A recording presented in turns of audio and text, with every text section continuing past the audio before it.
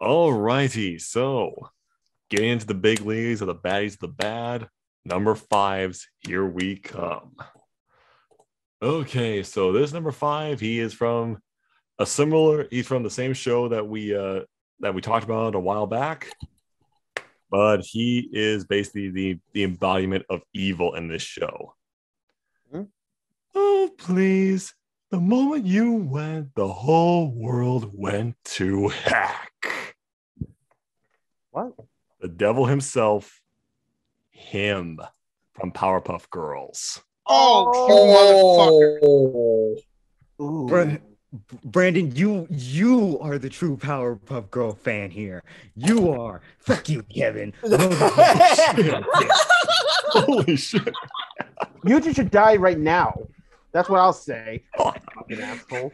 Oh my God. Jeez. What the fuck is wrong with this motherfucker? All Nah, right, I'm kidding. so I like Mojo Jojo too. I just love him so much. I don't know why. He's so cool. because him is just he's the literal devil. He is literally the literal devil in Powerpuff Girls. He is just like so mysterious. We don't even know what kind of gender he is. It's So just should we get so good, like the art style and the voice like by Tom Kenny just gives this guy just such a range of emotions, especially when he's trying to be calm, but when he gets mean, he is angry. I think the best episode to show him as a real like powerful villain is when the Powerpuff Girls go to like an alternate future when they were trying to race back home and they see Townsville in an apocalyptic just dystopian era. And when we see him, it's just he literally did it. As I said, all he did was take over because the Powerpuff Girls basically left because they were having a race. And when we saw his basically, I don't know if it was his true form, but that form gave me chills as a kid. And just everyone coming like zombie like dystopian people saying it's all your fault. It's your fault. I was like, what are you guys doing? This is a TV show for kids. You know that, right? But it's just also him has some very funny moments as well. I mean, he teamed up with Mojo Jojo and Fuzzy Lumpkins to beat up the Gang Green Gang for making prank calls. Oh my God. That was funny. You do not. No, the best part is the way that he handles it, the way that he talks to them about it. So, you guys like to make crank calls, huh? Ah, Oh my God, he is literally one of the most popular Powerpuff Girls villains because we know they have a lot of good ones. They have Mojo Jojo, Fuzzy Lumpkins, and I'm probably one of the only ones who likes. I actually like the Boogeyman in that one episode. oh, I love the Boogeyman too. I love the Rowdy Rough Boys and that woman that nearly took away the professor. You know, like the one That too. Oh my God, this Powerpuff Girls is just it's as we know. It gives Batman's Rogue Gallery a run for its money with how many creative and like interesting villains they make in that show. I don't care about the reboot one. It doesn't exist, okay? We're not talking about that shit. But no matter what, and I'm sad enough that Tom Kenny had to be forced to retire because of a stroke he had. I'm sad about that. I'll never get to hear him again. But one of his best roles is still Professor Utonium, and also when he voiced him in Powerpuff Girls. That is why he had to go at number 5 for me. Go ahead, Kevin. What do you got for number 5? My own mother thought I was a monster.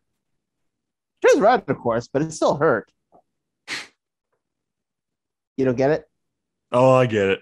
Yeah, Azula from Avatar: Last Airbender. Oh, mother- Really? You don't remember the best quote ever? oh, I got that one right.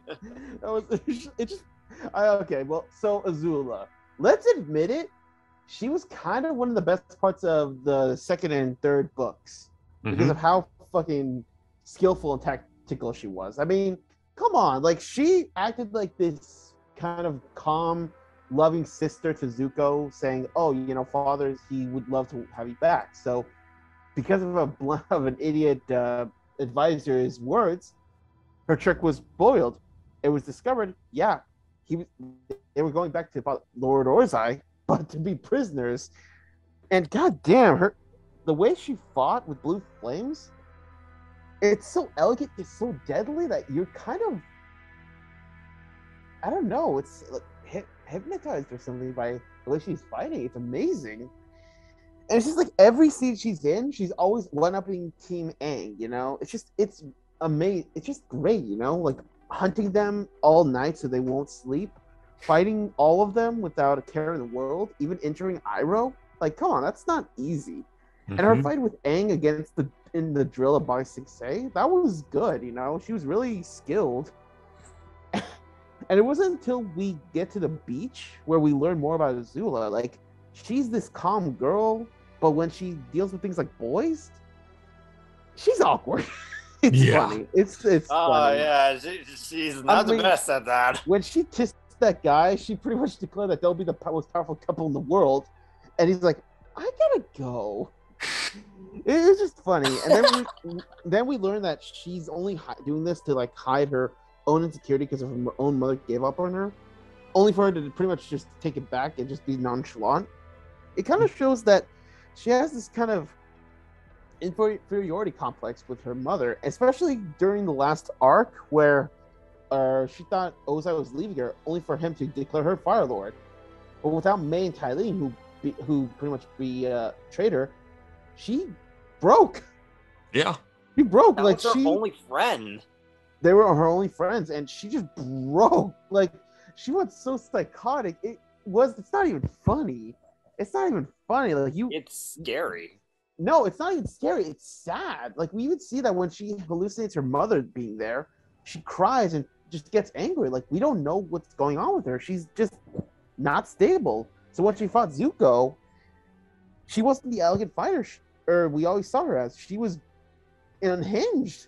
And when she fought Katara, she was fighting for blood. That was really sad. Like especially when Katara chained her up, she kept trying to break free. Yet she couldn't, so she broke down. She cried. You know, you can't help but pity Azula. Like, she had so much more character than Ozai, who was just a basic-ass villain. Let's admit it. Ozai was not good. Yeah. He was powerful, he was scary, but he was just bland. Azula, we got dimensions of her, and I feel really sorry for her, you know? I'm glad that she had this role, and I'm still pissed that Katara, of all people, ended fucking Azula. I'm sorry. I do not like Katara that much. So yeah. You and me both, buddy. Azula's number 4. 5. You're number 5. Oh, I'm tired. Go ahead, EDA. What is your number 5? Well, we go from one avatar to another. Seriously?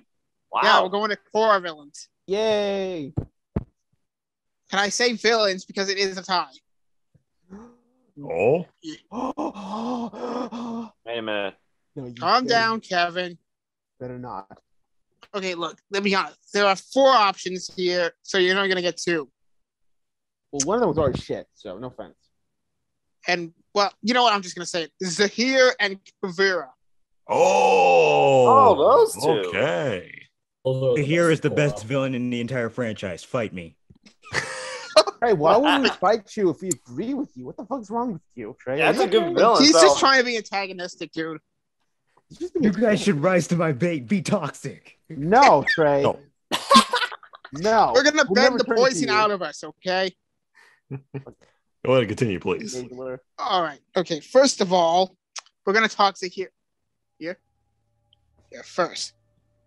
He is the first villainous airbender. And yeah, he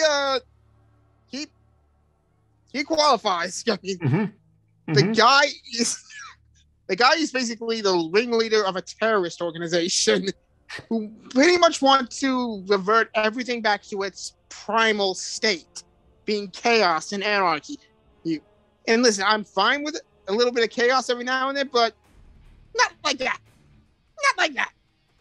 And my God, he is scary. He is weirdly philosophical. I don't get why. Who knows? But my God. Okay, first of all, there's 2 reasons he's on this. Number 1, Earth Queen death. Yeah. Oh, Fuck her. that Fuck is her. not. No. That is horrifying. Literally having the cathartic because I wouldn't wish that upon anyone. I know, it's horrifying. Literally having the air bent out of your body and lungs until you suffocate. That is horrifying. Brutal. Yeah. And then his plan to kill Korra in the Avatar state via poison. And I'm like, okay, you're just trying to throw everything back into chaos. I'm like, oh, do not get me wrong. That fight was awesome. It really was, but Jesus, you're insane. I mean, he didn't even blink when his girlfriend got her mind blown. Let's put it that way. Oh. That is the sign of a sociopath. I'm not even joking. It really is. But speaking of, let's go from one mental state to another. Kuvira. Oh. Some people say she has a Hitler complex. I don't see it. I see it as a savior complex, where she has to be the one to save everything. She has to be the one to set things right, because in her mind, nobody else will. Yeah, she's literally a dark mirror. Ozymandias. What? Sorry? Ozymandias from Watchmen. Yeah, exactly. Basically.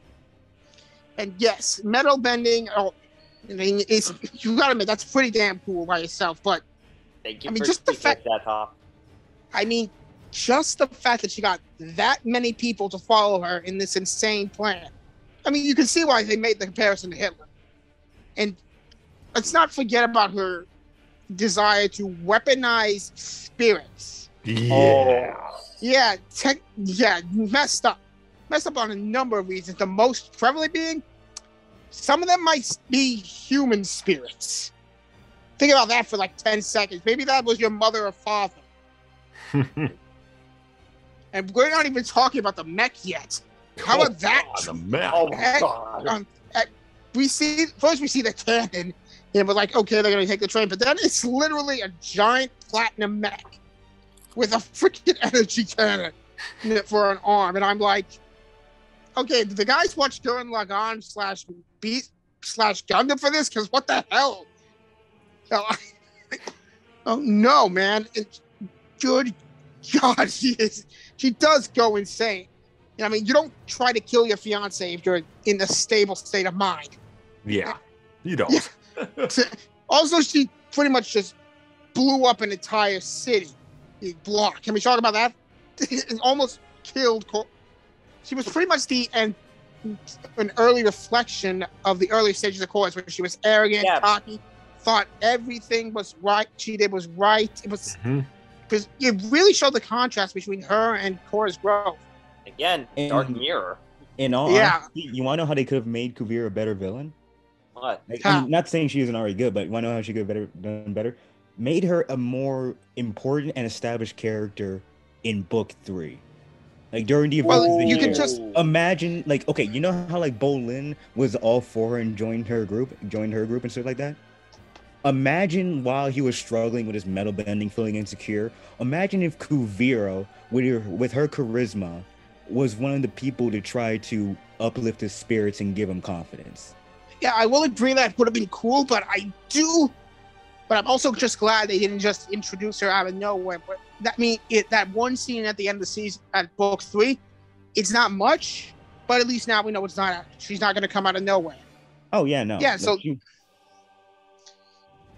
so those are my favorite Korra villains. Alrighty. Hi. Okay, I can respect that. Go ahead, Nate. Number 5. Well, I talked about a Pixar villain in the last entry. I'm going to go into the DreamWorks era. Okay. I have come home, Master.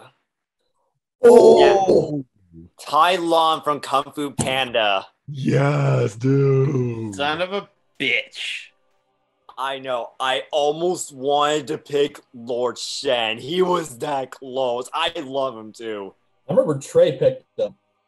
Yeah, it was like Trey and Nicholas talked about it. So I gotta talk about Tai Lon, because if you really think about it, he's a dark mirror of Po, where both of them had that destiny, but both of them went different routes. Like Po has that beat spirit and all that.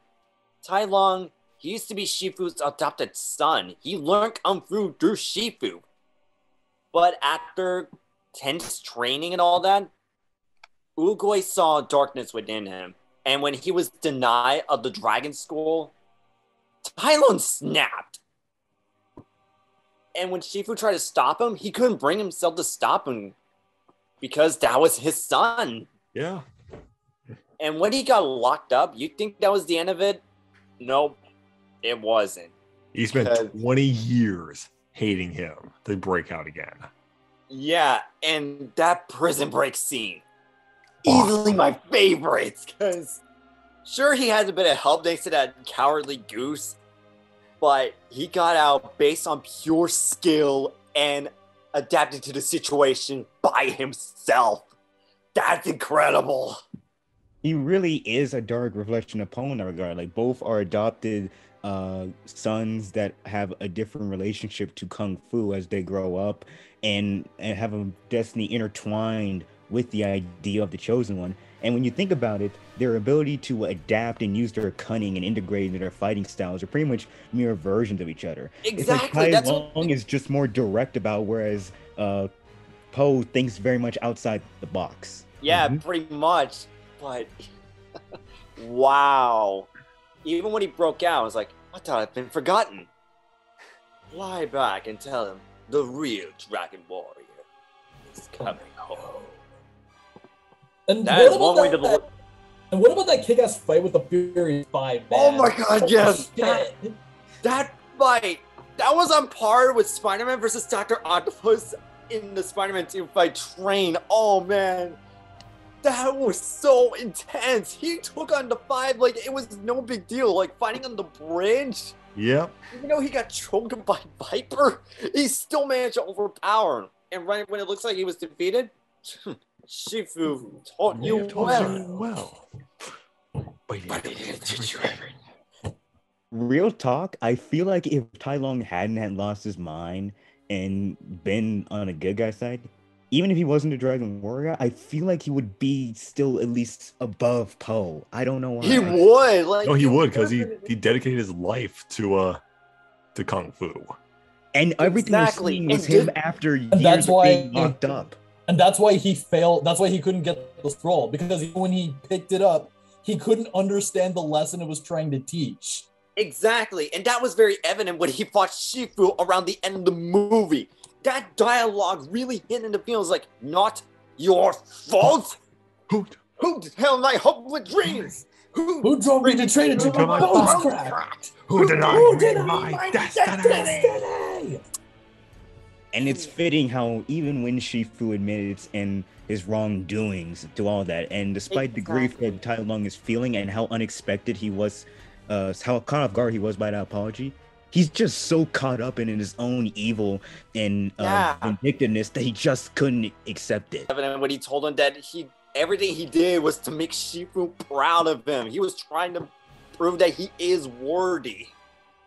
But again, he was corrupt. And that final battle, it really proves it.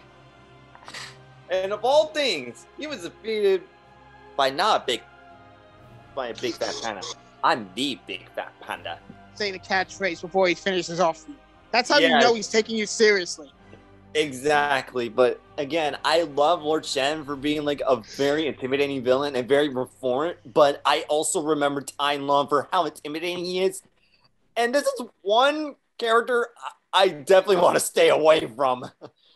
Well, snow leopards by nature are dangerous. Exactly, and he represents that very well. So yeah, Tai Lung, definitely one of the most intimidating villains in the DreamWorks era. That's my number 5. Alrighty, Trey. Number 5, please. Marceline, is it just you and me in the wreckage of the world? What? That must be so confusing for a little girl. And I know you're going to need me here with you, but I'm losing myself, and I'm afraid you're going to lose me too. Simon, the Ice King from Adventure Time. Oh, I knew it! Oh, I thought it was her dad for a minute for some reason. Oh, Oh, easily probably one of the most tragic characters Cartoon Network has ever fucking made.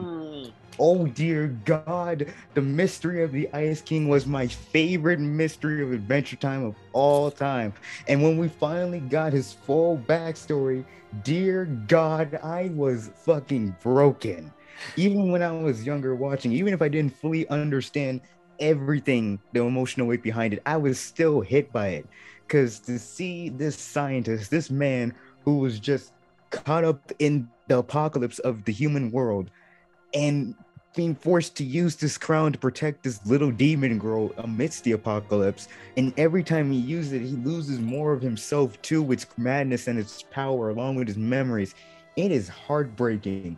And it's like the very fact that he's only addicted to kidnapping princesses is to fill in the hole that Betty left, because his subconscious, despite forgetting her, still desires his true princess. It is fucking tragic as hell. Now, one of my favorite lines was when we see Finn. One of my favorite moments was when we see Finn and Jake literally watch the recordings of Simon, and Ice King's only response to that was, "Yes, I'm ashamed that I used to wear glasses." It's funny, but it's like really fucking sad, because his memory is that fucked up to the point where he can't even realize who he used to be, even when it's pointed out in front of him. That's how strong the magic of the crown is. And that fucking sucks. Dear God, I love this character. I love him. He was props to Tom Kenny for the performance. That was really good. Yes, he was. Now, unfortunately, as I've admitted before, I've dropped Adventure Time after, I believe, Marceline's backstory was revealed during the Steak Saga, unfortunately. Oh, yeah, that one. So I don't blame you. So I don't know how Simon's story concludes. I believe he regains his sanity based off what I've heard from him. But either way, though, what I've seen of his character thus far, it was entertaining, it was emotional and moving, and a character who just started off as a running gag villain of the week ended up becoming one of the most interesting and iconic characters of the series itself, arguably even more so than the main protagonist. Like, I like Ice King more than I like Princess Bubblegum right now. Yeah. Oh, without a doubt. Without a doubt. Bubblegum was shit. We don't talk about that thought. Oh, shit. If we make a top 10 hated cartoon characters list, I know who's going on yours. Oh, yeah. Yeah, Marceline. Fuck you. I'm kidding. But yeah, Ice King, my fifth, number 5. Nice. Good choice, dude. Go ahead, Eric. Number 5, please. You hold the key to a power struggle so ancient, so vast. It is beyond your feeble comprehension.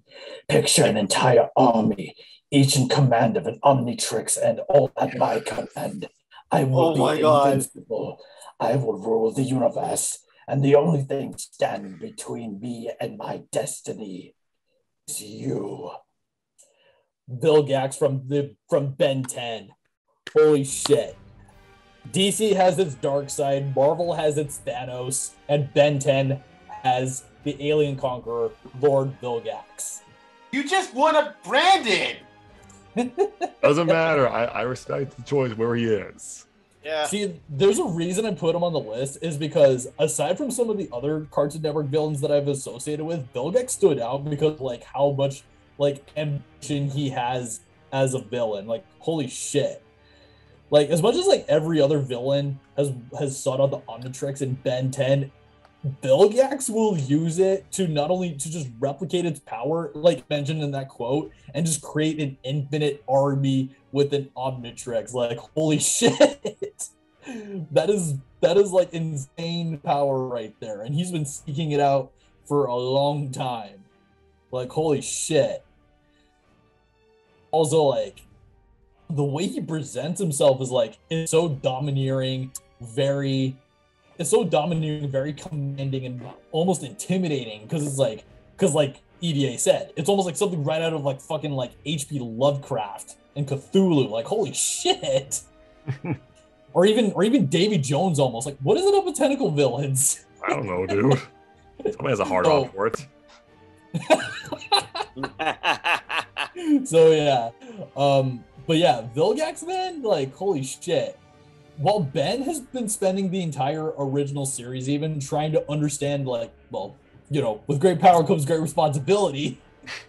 Vilgax doesn't have that responsibility. He just has untamed ambition, unlimited ambition, and he will like seek out the Omnitrix like at any cost. Like holy shit. Whew. But Nice and voice. yeah, and similar to Mojo Jojo, he actually has like a sense of honor.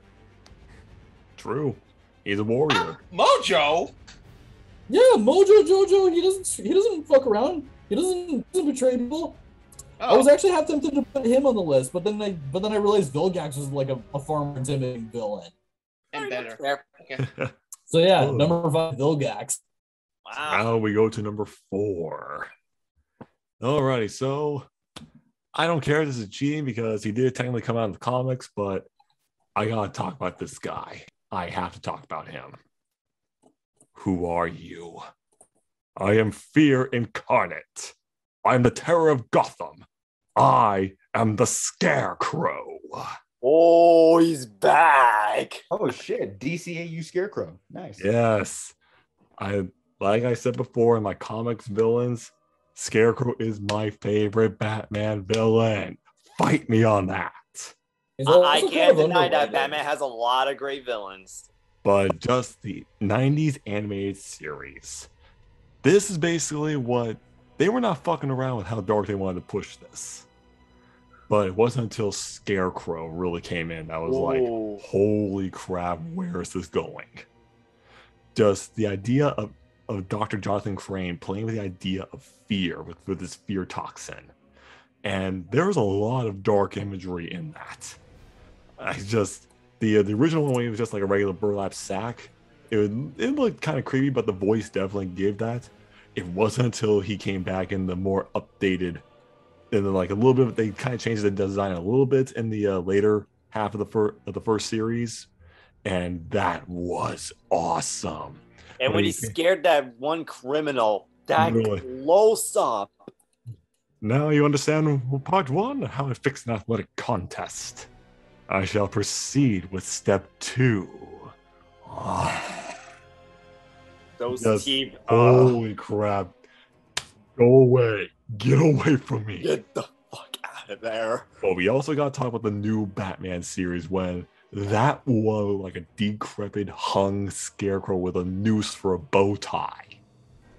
Just this is a message to all of Gotham. Fear is power. And yes, the idea of him basically killing Batgirl in that one episode. Oh, that edge over the edge. Oh, Yes. man, that fucked me over, bro. My God, this is why Scarecrow is just, he pushes the boundaries with the idea of how you can use fear as a weapon. It is just so cathartic that Batman uses the idea of being a bat to scare people. What are the ideas of having a villain use that idea of fear against the Caped Crusader? And he always gets affected by Scarecrow's fear toxin because he least expects it. Scarecrow is one of the smartest villains that Batman has ever faced. And one of the most prominent ones, along with Joker, Penguin, Two-Face, Poison Ivy. Literally, he showed up in every single Batman series I could think of, especially in the TV shows and movies. And the one Batman villain has violated the Nuremberg Code numerous times, much like the CIA's Project Artichoke and MK Ultra.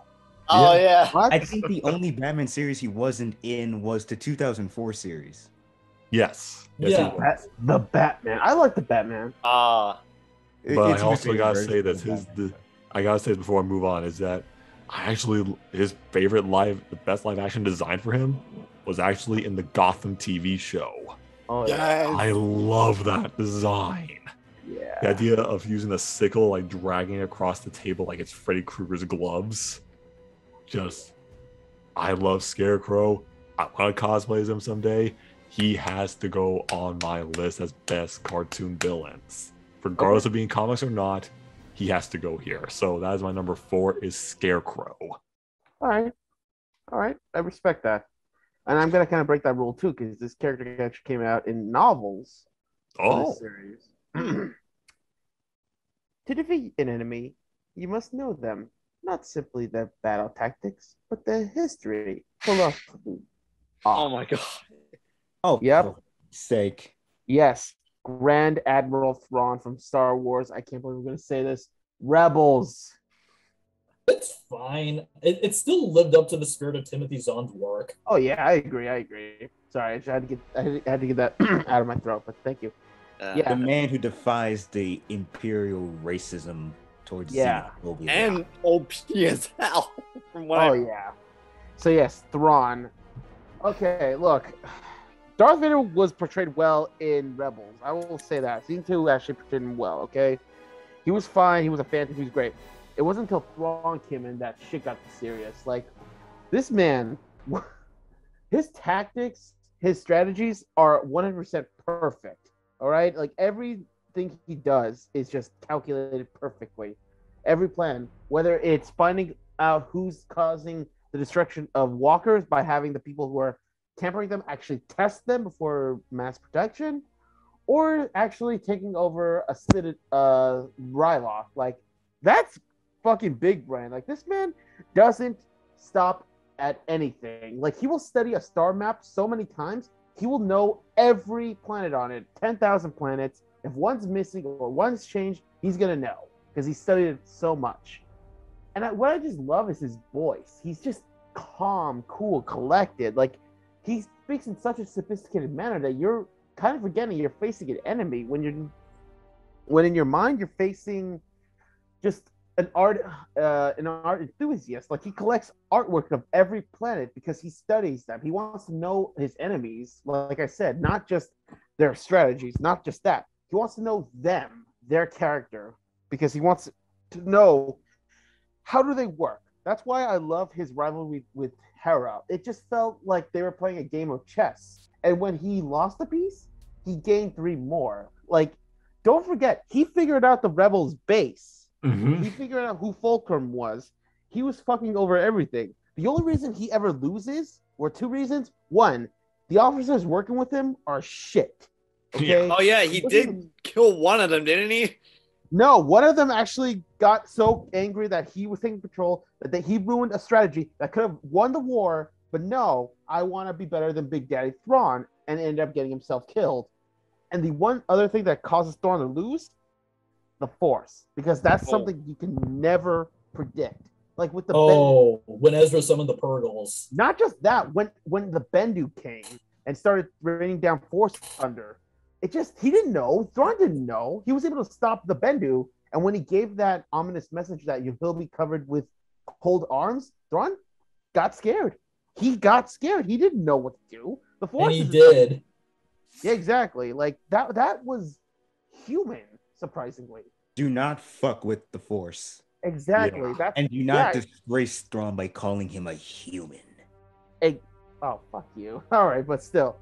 And plus, it's the fact that Thrawn can fight is what makes him also dangerous. Like, he's not just a cliche, oh, I'm a general, that I'm smart, but I'm weak. He trains every day with Imperial droids. Like, come on. That's impressive. They're basically they're prototypes for the Dark Troopers. I know. I love that. So, yes, Thrawn is this high because he's had this big presence in Rebel Season 3 and 4. And we are finally getting him in Ahsoka. Yes. Fucking Oh good. god, I can't. Like, I'm there actually interested to is your see how master. Robert Downey. Where is Grand Admiral Thrawn? Dude, when I was watching that with my family, when Ahsoka said that Mandalorian, I said, "No fucking way!" Robert Downey Jr. is going to be Thrawn? Possibly Trey. Yeah, He's possibly. possible. If so, that'll be good. It's like possible either him or Benedict Cumberbatch. Well, the thing is, I think it's confirmed that Thrawn's voice from the Rebel series will actually play him in live action. Who knows? I'd be okay with that too. I will be okay either way. I want Benedict Cumberbatch to play him. The build, the shape of them is almost fucking perfect. No, It's fuck like that him being Trey. Conan for Doctor Strange, isn't it? But yeah, anyways, Grand Admiral Thrawn, he's just an awesome villain for an overall a fine series. I actually like Rebels. to a certain point. Like season 1 wasn't that good. Season It was 2 kind of great. hard to swallow. Then seasons 2, 3 really improved things, and then the emotional core was 4, man. Oh, Fuck. yeah. Yeah. Okay. Yeah, that's it. Thrawn is my number 4. Nicholas. Nice. EDA number 4, please. Final tie. Oh, Really? One of them we've already mentioned multiple times. Vilgax, obviously. Oh, yes. Hey. But this other one is a bit different. How Oh, different. do tell. Okay. One of my favorite things to read about is heroes turn villains. Okay. So, what happens when a hero and a villain merge? Wait. Wait, what? Wait. a minute. Where's he going with You this? you get Dan Phantom from Danny Oh Phantom. my God. I thought it was Venom for a fucking minute, but I thought it dude, was Venom too. Dan? Dan Phantom. Look at Trey. Best villain in the series. Dude, Nicholas, get It's on with full Bill of fucking Talk about Dan, surprises. please. Go ahead. Talk about him now. I Please need to talk. know. Please talk. Please. All right. We touched about a lot of things on Vilgax, but specifically in the first version. But let's be honest, Alien Force Ultimate Alien, he was pretty damn good in that one too. Yes. Pretty much after the original continuity, after the original series, he went around to like 10 different worlds and just started killing everybody. Just killing everybody and taking the leader's powers. He was like to perfectly counter every one of Ben's aliens. And that shows a level of psychopaths I have never seen before in a cartoon. I'm like, dude, get a hobby. Have we seen a villain besides maybe Albedo or Eon legitimately prepare for Ben in such a way? No. Never. No, none of those. Only those three. Those three. And I do think it's a bit weird that he eventually turns into a giant sky Cthulhu, but who knows? I think it was because he fused with the Dagon, I believe. Yeah. Whatever it is. But whatever.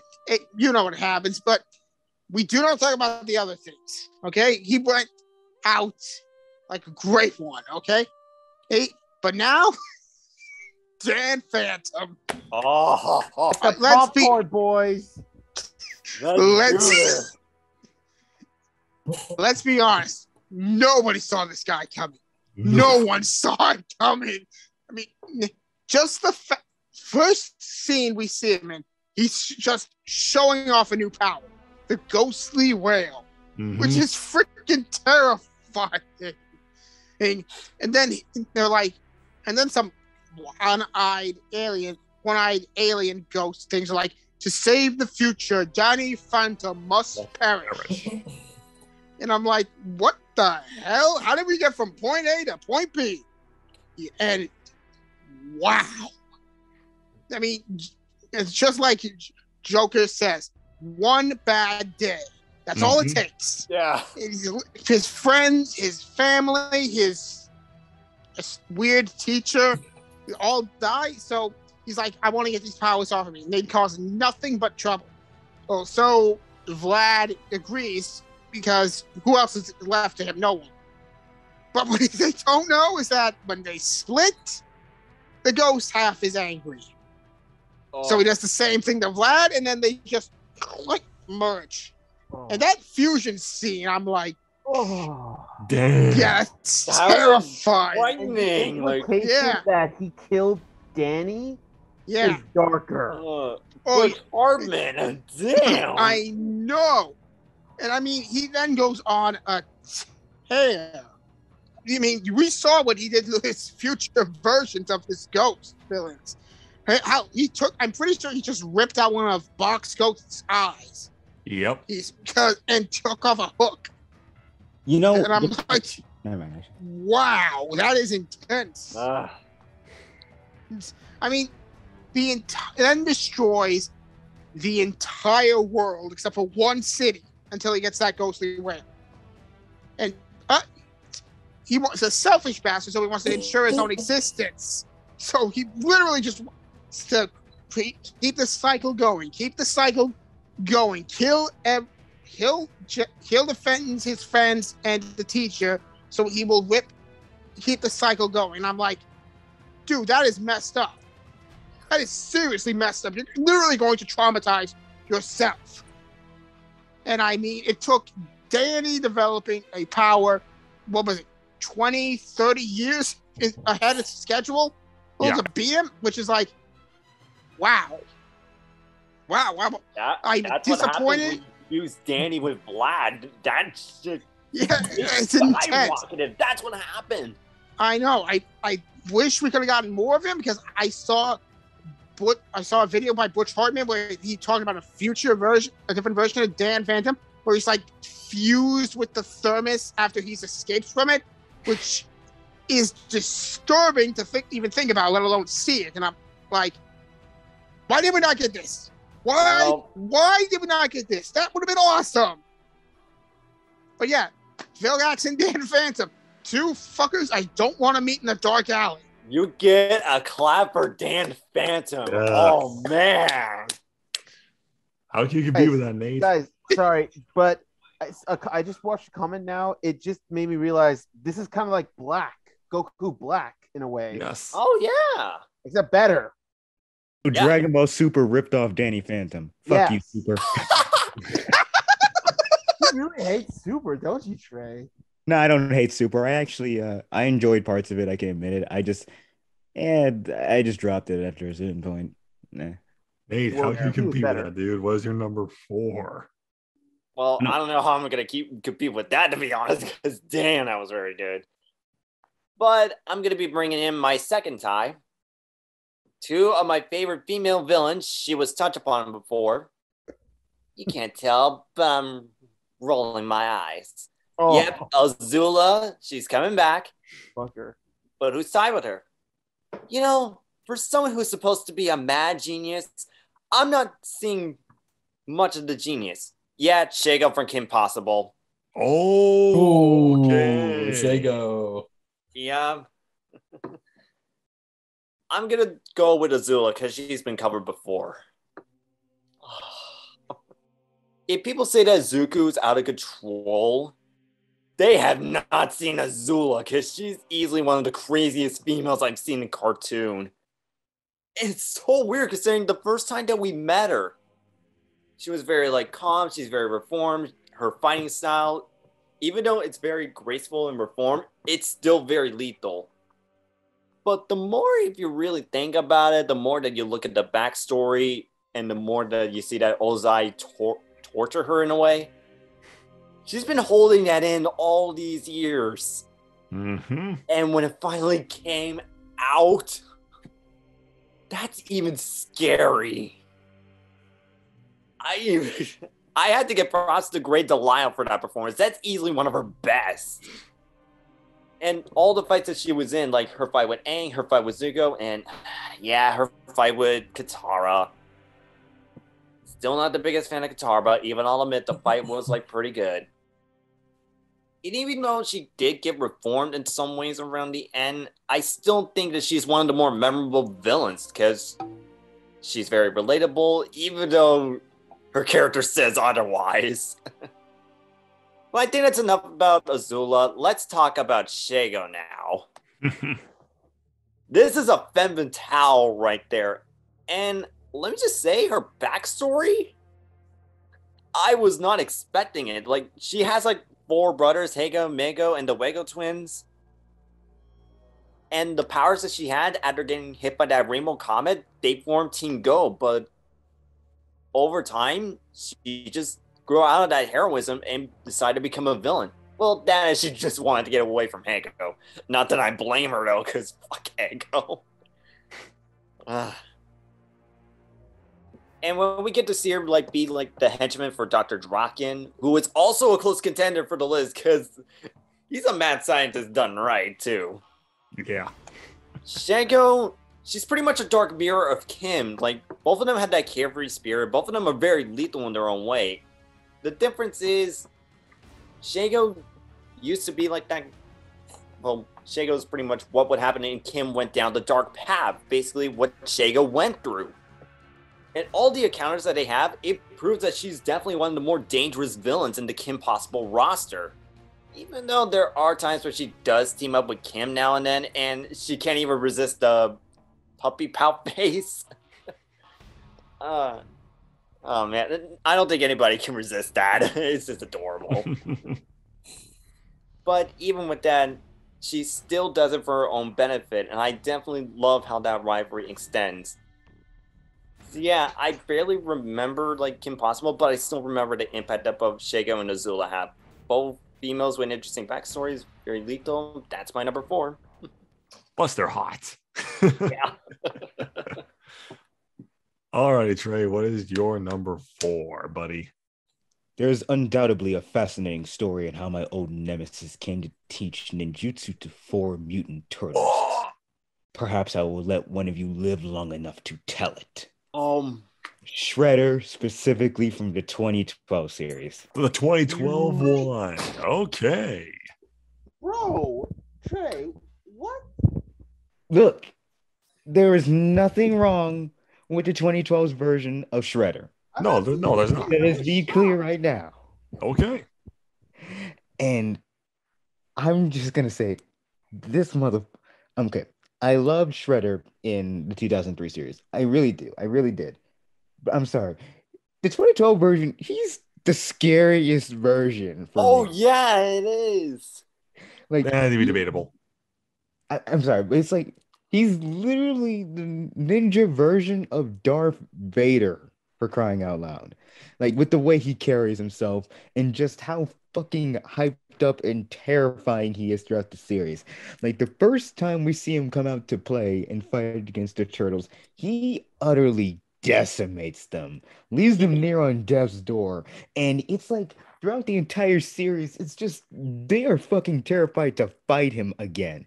It's only in when we see Leo like at the peak of his abilities, cornered by all the villains they fought from the Foot Clan thus far, literally tear through him, only for Shredder to come in and straight up one-shot his ass, and then have him toss him through a window and force the turtles, Casey and April, to go to the woods after nearly killing their mentor, Jesus. Oh my God, that one! Oh, I can't believe Nickelodeon actually went through it and killed Splinter during that. And now, Hamata Yoshi dies. He was one of the most successful villains, probably the most successful villain in the series. Plus, Kevin Michael Richardson's voice is the Shredder in that. That was awesome. It is perfect. And his backstory with Splinter, though, like, I'm not sure what the fan bases as a whole's take is on his connection to Splinter in this version is, but I personally love it. Yeah, I like it too. It was good. Both of them used to be friends, but of course, a woman got in the way and it ruined things. As usual. It's honestly ironically tragic, and it's fitting for his name too. The Shredder shredded everything, even his own heart, both in his form of humanity and in the form of the woman he loves. And also kidnapping Splinter's daughter and raising her to hate her father and trying to kill him. Fuck. Is evil as hell. Oh my God. But what probably defined my love for Shredder in this series, though, was when he went against every single one of the good mutants, including the turtles, at once and nearly he did win. He did. Leatherhead, fucking the Gecko dude, Spike, all of them. He tore through all of them. And he is a normal human. No enhancement, no mutations. He fucked all of them up. Can we talk about how scary Super Shredder is, though? Super Shredder and Zombie Shredder. Yes. Jesus Christ. Like, whoa, back the fuck up. There's a zombie Shredder? Yeah. Yes. Yeah. He was resurrected by a demon, also voiced by Mark Hamill. Wow. Very fitting. Yeah, no. Shredder from the 2012 version, he's always left an imposing presence for me, and just every fight he's in, it's badass as hell. Hell, I even like that brief little exchange he had with Leonardo when they were fighting over Karai after she mutated. Yeah. It was like a brief moment to show how Leo was getting close to his level, but he's still fucking up there. Oh yeah. yeah. Yeah, no, Shredder 2012 version, he's my favorite. Nice. Oh my. Alrighty, Eric, number 4. Long, long ago, in a distant land, What? I, Aku, the shape-shifting master of darkness, is number 4. And how do I put this? I don't think there's much that can be said about Aku. Is that other than he's the overwhelming presence of the entire series, and that pretty much it's pretty much just a time traveling adventure for Jack to just go around all these different planets through the entire universe that Aku has influenced and pretty much conquered, and then he has to like fight his way through all of it. And also like Aku is just like the pure epitome of evil in the Samurai Jack in the Samurai Jack series. And kudos to Genndy Tartakovsky. And especially because it was the 2000s, and I actually first watched Samurai Jack in Japan actually. Oh wow! A lot of because Nice. Cartoon Network was popular in the 2000s, so it's like it was already sticking in my like ethnic roots, given the fact that I was born in Tokyo and everything. So I already had like a link to Samurai Jack and Aku, and also the voice actor Mako Iwamatsu. Rest in peace. And I actually did get to meet. And then back in 2017, I did get to meet Greg Baldwin. Yeah, the one that finished the role. Yeah. But yeah, but in the end, though, Aku, the one thing that managed to defeat him was just his arrogance. Because, like, he threw Jack in time into the future, thinking that he could not be defeated by that point, only to completely forget that Ashi, the biological daughter of Aku, one of his 8 assassins, helped Jack go through a portal in the past so that way he could deal the killing blow. Even if that meant Ashi disappeared forever. Yeah, that was harsh. That was a sad ending. But it gave us closure, so I'm happy about that. But Aku, like, even when he's like just like ruling the world or whatever, ruling the universe, he's just a fucking joy to watch. He's just a joy to watch. Like, he has like this sense of humor, and he almost even like talks to himself in therapy. Yeah. Yes, one can hope. So yeah, number 4, Aku from Samurai Jack. Ooh. A little disappointing he's not in the top 3, but I can let that slide. Wait till you see my top 3. So number 3, we're going into my second tie of this list. Ooh. Damn, I haven't even And got they into a both single share similar physical traits, as one could say. The first one, we are pawns in a universal game of good versus evil, Chiro. The Skeleton King from Super Robot Monkey Team, Oh, he's back. but also the one that actually beat its predecessor in this reboot version of the show. The power of Eternia will be mine. Oh my. The 2002 version of Skeletor. Yes. So there you have it, Trey. That is why I'm saying now. That's why I love He-Man more, because of that version of Skeletor. Yes, let the toxicity flow through you. So let's go quick with Skeleton King.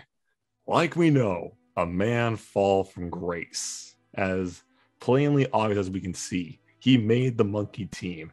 It was actually tragic seeing that change, especially when the reveal happened and that dialogue just came in. Because of what I was becoming, I created you 5 to save the universe from a great evil. Myself. But my God, Mark Hamill plays that role great. Just the psychotic, the cunningness, just the slow, eerie, just the dialogue for him is so good. It's a shame we didn't get any more of this. I love this show. But always was my favorite villain growing up when I was watching Jetix. It was definitely one of their highlight shows. Skeleton King made that series scary. But let's go to my favorite villain in the early 2000s, Skeletor from the 2002 He-Man. This guy is a league above what he was in the 80s. This guy, you see his origin. You see how he becomes Skeletor, taking a vial of like magical acid to the face, only to bring him to his partner and master Hordak. And seeing that transformation and just the close-ups of his jaw, his skin is melting to see his jaw. And just when he becomes Skeletor, something in him snapped. Probably when he saw his face in Evil Scepter and he just sees a skull and he just turns to just give off that first laugh he does. Reminds me of the comic book Killing Joke when we hear that first laugh. Ooh. But this Skeletor is no pushover like the one in the 80s. He is psychotic. He is ruthless. He is a master of mystic arts, but also he's a master swordsman. He can also dual wield. His sword can split in two. I love this one. I am so ashamed why it got canceled like a lot of the other good cartoons back in the day. That was the early 2000s. Exactly. And I can't believe I'm going to say this. I did enjoy Mark Hamill's rendition of Skeletor in the Netflix one, but fuck that series.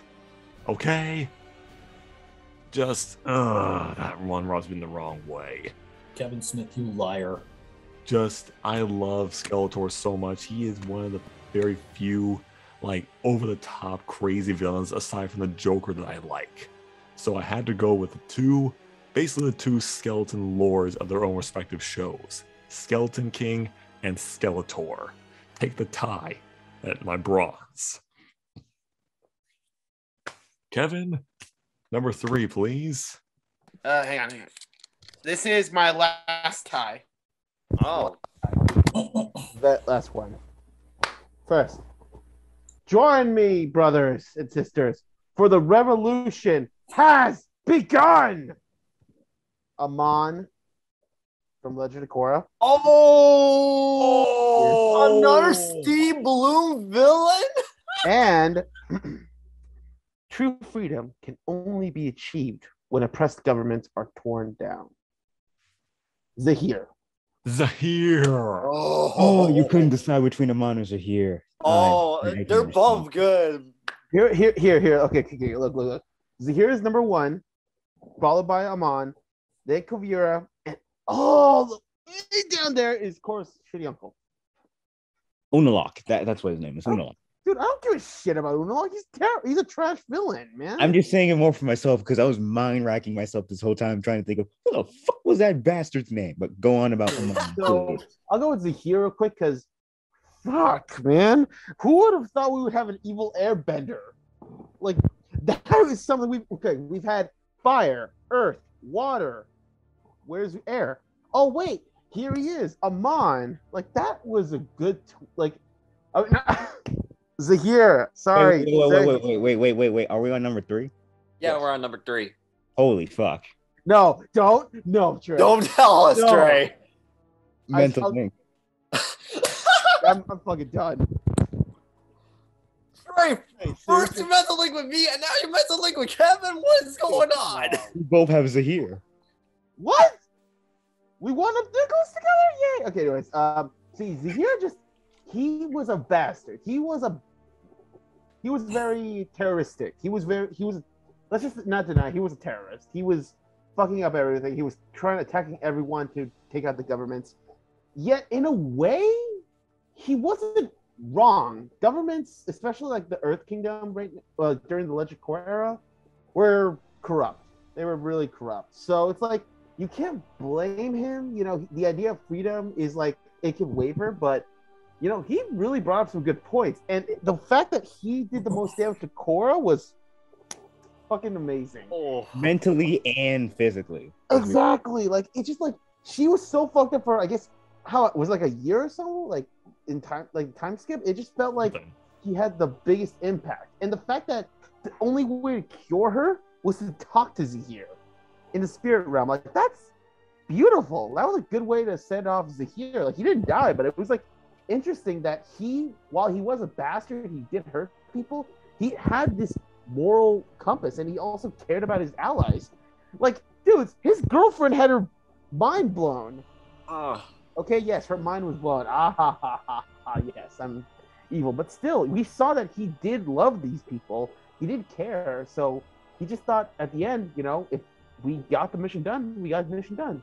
Still, he was pretty good, and the only reason he won against Tenzin was because he was a bitch. Okay, he was a bitch having his little bitch friends helping him. All right, that was bullshit. All right, I'm sorry, but god damn it, did you guys not feel that Tenzin could have won? He could have won. In Zahir's defense, though, wasn't Tenzin getting help from his siblings in that fight too? Fuck you. Fuck you. Get the fuck out of here, Tenzin hater. Anyways,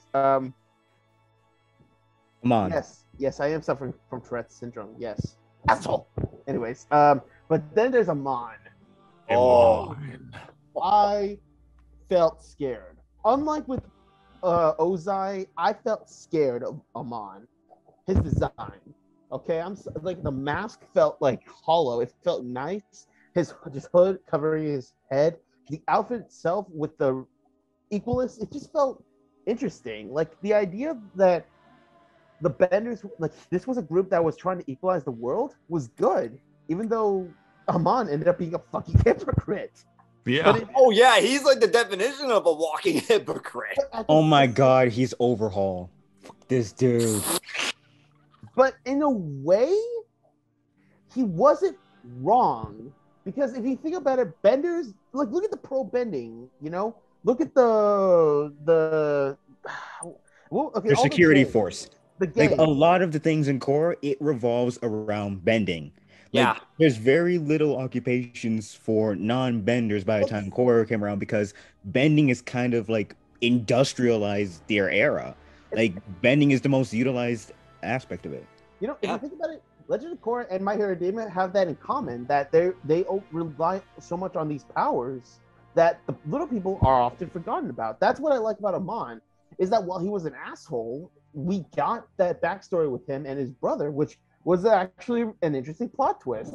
And the fact that we learn more about him, that like you kind of pity Amon. Like, yes, he's an asshole that took bending away, but at the same time, you kind of get that because his father was a piece of shit who wanted revenge on Aang, and he took it out on his sons.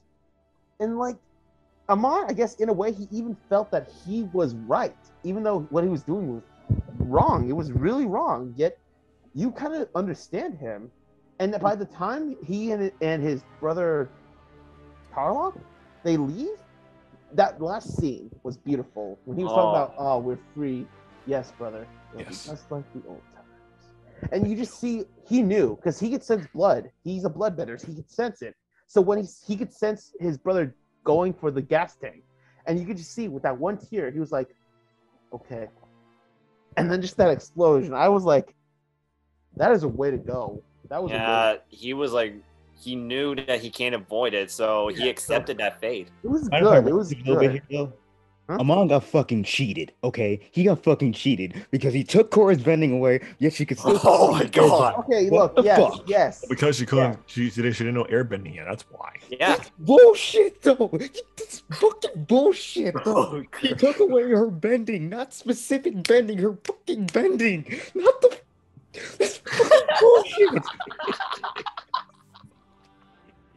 Oh my god, you gotta drink the water to get rid of the salt. If he blocked her ability to bend, she shouldn't be able to bend the fuck at all. It doesn't matter if she hasn't learned airbending yet. Then, well, you just shouldn't have learned how to use Black Flash in a day. Do not do this. I am defending your villain choice that he got cheated. I know. I'm just being an asshole. Anyways, yes, that's my number 3 tie, and I can't wait to hear Trey talk about Airboy. Oh my god. Alrighty. EDA. Number 3, please. Yeah, like recover. Father! What the? What? Father!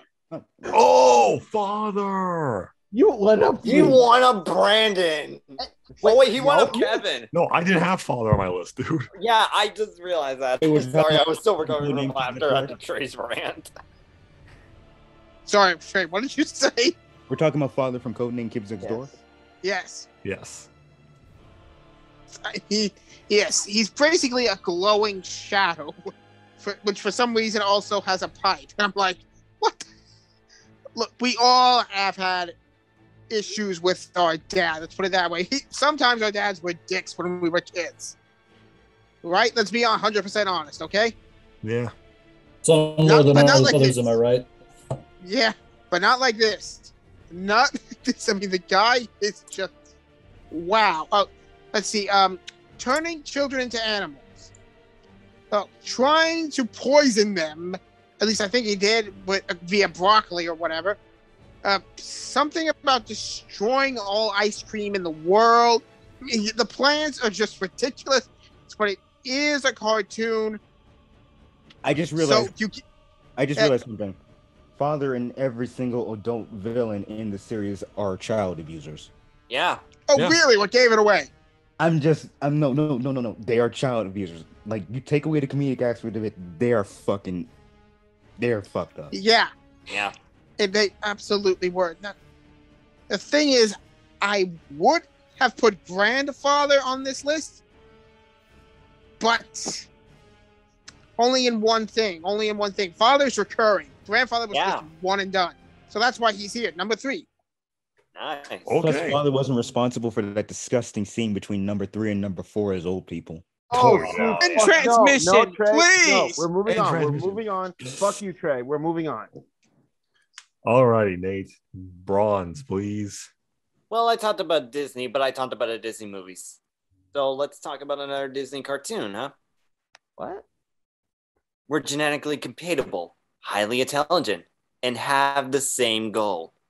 David Xanatos from Gargoyles. Oh, Gargoyles. Gargoyle. Yeah, Gargoyles. Underrated Not cartoon. about gargoyles. Eric's Oh, eyes just yeah. went wide. Oh yeah. Let's be fair here. Gargoyles has a great roster of villains. Mm-hmm. It was very hard to choose one. But I went with Xanatos because he was the one that challenges the Gargoyles the most. And all the other villains they were all gargoyles and powerful. Xanatos is a human, and he was able to overpower them now and then with intelligence and wealth. And let me just say, his backstory, it's pretty sad. Like, after gaining the one coin, it really strained his relationship with his father. But after inheriting Xanatos Enterprises, he decided to use it to go up against the Gargoyles. Even to the point that he even committed himself to getting his own clan of Gargoyles to be loyal, obedient, and to take down the old ones too. And let me just say, the plans that he come up with over the course of the series, it's incredible. It shows that he's one of the best villains from the old Disney cartoon eras. It just shows that he's intelligent, and his rivalry with Goliath, it was spot on.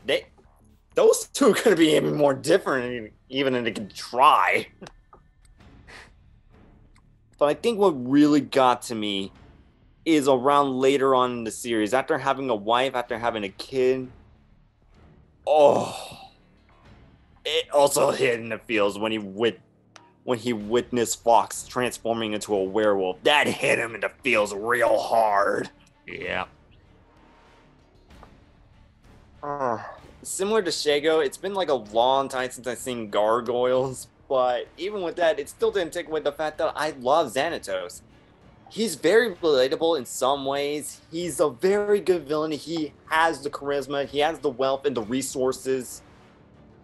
And it actually shows that it doesn't take superpowers to be a good villain. It takes cunningness and resources.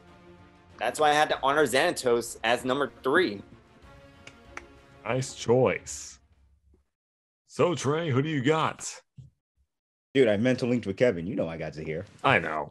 All right, talk about our air boy. Okay, have we realized yet that Zahir is a direct antithesis to Aang himself? Yes. Yeah. Yes. But I'm not even just talking about just from the fact that he's an evil airbender. I mean from the fact that his entire story is a direct dark reflection of Aang's story in The Last Airbender. Mm-hmm. He has a group of benders that represent every element: an earthbender, a waterbender, and a firebender. He has a relationship with one of said benders. He is discovered by his friends from being sealed within a prison, of a prison more or less. He ends up traveling to an air temple, making further discoveries of his.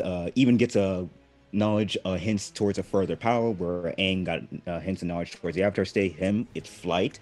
Hell, his main enemy is a tyrannical dictator of a kingdom. Mm-hmm. So it's directly, except the thing is, where Aang was a pacifist that wanted to resolve things peacefully and restore order, he is an anarchist hell-bent on murdering anyone that gets in his way. It is fucking glorious.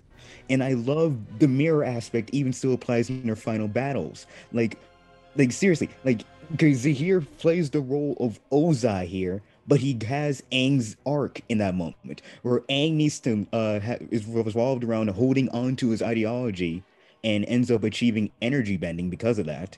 Him is letting go of his attachments, and he achieves flight. And that result, they're able to pretty much beat their respective opponents. Aang beating Ozai, and I'm going to be honest, Zahir beat Korra. He straight up beat. Yes. He's the only character to straight up beat an Avatar in their Avatar state. Like, the fuck? And I just love the nature of how we have such a philosophical and insightful character taken to such a violent extreme, especially with an element that up to this point we've only seen used defensively and evasively, but through him we see just how deadly and dangerous it can be when used on the offensive. Like EA said, ripping the air out of a person's lungs and suffocating them with it, that is messed up as hell. And what's even more terrifying to me though is just how connected to airbending and the spiritual realm he truly is. Which just goes to show that the world of Avatar, it does not play favorites with good and evil. It is truly those that are in tune with themselves that can achieve enlightenment, even people as despicable as Zahir. And that is terrifying and a bit nerve-wracking to see that someone as vile as him can achieve the same level of wisdom as fucking Iroh. Mm-hmm. What the hell? So yeah, that's personally. And also another thing I want to touch on is how Zahir and all the other villains in Korra, they're pretty much villains made to really oppose Aang, whereas Ozai would have been a villain more suited towards someone like Korra. Like, Aang is a pacifist that prefers to solve things through ideology. And what are all the villains in Korra? They're ideological opponents to Korra. Whereas Korra, you want that contrast. Yeah. Right. And with Ozai, he was just straight up straightforward. I want to destroy everything. With Korra, she would have been well able to just fight him. He's a simple problem. She would have been able to simply solve it with brute force. Wow. Yeah, but that's not very fun for a show, is it? Exactly, That's which true. makes it perfect that you have these two different opponents challenge these characters that are just not suited for these roles. And Zahir was the perfect opponent for Korra, especially since, again, she never beat him, ever. Like, Yep. not even ideology, from an ideological standpoint. Zahir won even though he's in jail. Okay, wow. You know, it's funny because you always talk about how you don't like characters who resort to like terrorism stuff, yet you really love Zahir. That's awesome. I think it's the one exception that makes it good. So Oh, Yep. Number sorry, three, buddy. I was just beating Dark Side. Okay, so anywho, speaking of the Avatar universe, my first tie, What? Firelord Ozai and Azula. I don't Yeah, think it's really. Father-daughter combo, nice. Oh, Yeah. Hey, one up me. I don't think I could really say much about Ozai and Azula because whoever brought it up pretty much summed it up in a nutshell for both of them. So I'm gonna go on a personal note and say I kind of got into Avatar late. So of course Zuko is like the most relatable character. So and not just because of the character, but also because like his relationship with Azula and Ozai. Yeah, we all had messed up families. And back then, especially with Azula's case, my sister and I used to hate each other a lot when we were younger. Oh yeah. But when the pandemic hit, we actually did kind of get on better terms. Oh, good for you. Yeah. And my dad, well, that's another story. But yeah, that's partly where I am. A lot of my my putting them that high on the list because they were my dad and my sister when my younger days were pretty much anchors to which I ranked them up with villainy. So Firelord, Ozai, and Azula. Alrighty. Okay, so we're going to our number twos. My number two is that you can't talk about cartoon villains without mentioning this one. I am Lord Megatron, leader of the Decepticons. Whoa. Hold up. Which incarnation? Easy. The original one in the 80s and also Transformers Prime. Yes. Easy. Those two are the best. Because debatable. Frank Welker. That guy brings Megatron to life. Whether he's over the top, sounding like he smoked a pack of cigarettes every day in the 80s one, or being calm, collected, just ruthless in Transformers Prime. I love this villain. He is the reason why he's my favorite Decepticon in the Transformers universe. Just Starscream are my favorite. Just the overall, just the polar opposite to Optimus Prime. They both want to help Cybertron. They do. They both want to help it. It's the way they did it is the complete opposite. Megatron thought it was the survival of the fittest. Why? Basically being like almost like because he's from a gladiator position. He's coming from he's fresh from the gladiator, like lower ranks, but he worked his way up and actually had followers.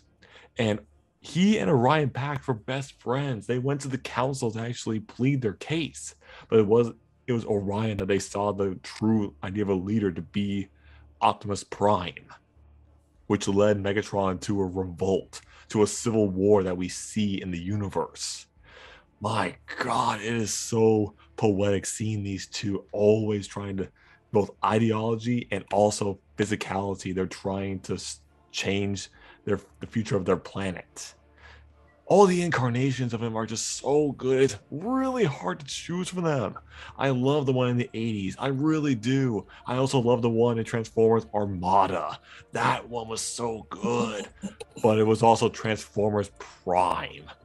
Bringing Frank Welker back and actually taking a little inspiration from the Michael Bay films with how he looks, but also giving him that sense of the idea that how he is with the arm cannon in the original TV show.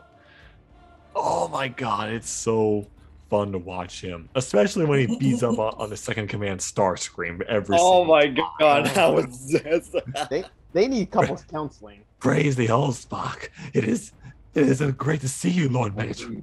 Oh, it will be a coronation, Starscream. For you, I have many big plans for. But also, Transformers Prime. He killed Bumblebee. He full on killed him. Yeah, he did. Oh, I cried when that happened. What? Yeah, I thought he was gone. But then he came back and actually did the same thing to Megatron. He basically ended the war. That's why Transformers Prime is my favorite series of Transformers, because of the story, the characters, and also like the end of the series finale movie, Transformers Prime Beast Hunters, the movie itself was so good. It wrapped up everything nicely. Just ignore the people that ship the humans with the Autobots. I know there's a lot of people who do that, but regardless, you can't talk about cartoon villains without mentioning one of the most iconic ones ever told. Megatron from the Transformers universe has to go at number 2. You hear that, Michael Bay? Listen to Brandon, you hack. Why is Trey so toxic today? I don't know. Like this is such a chill Zoom. Someone has to be toxic.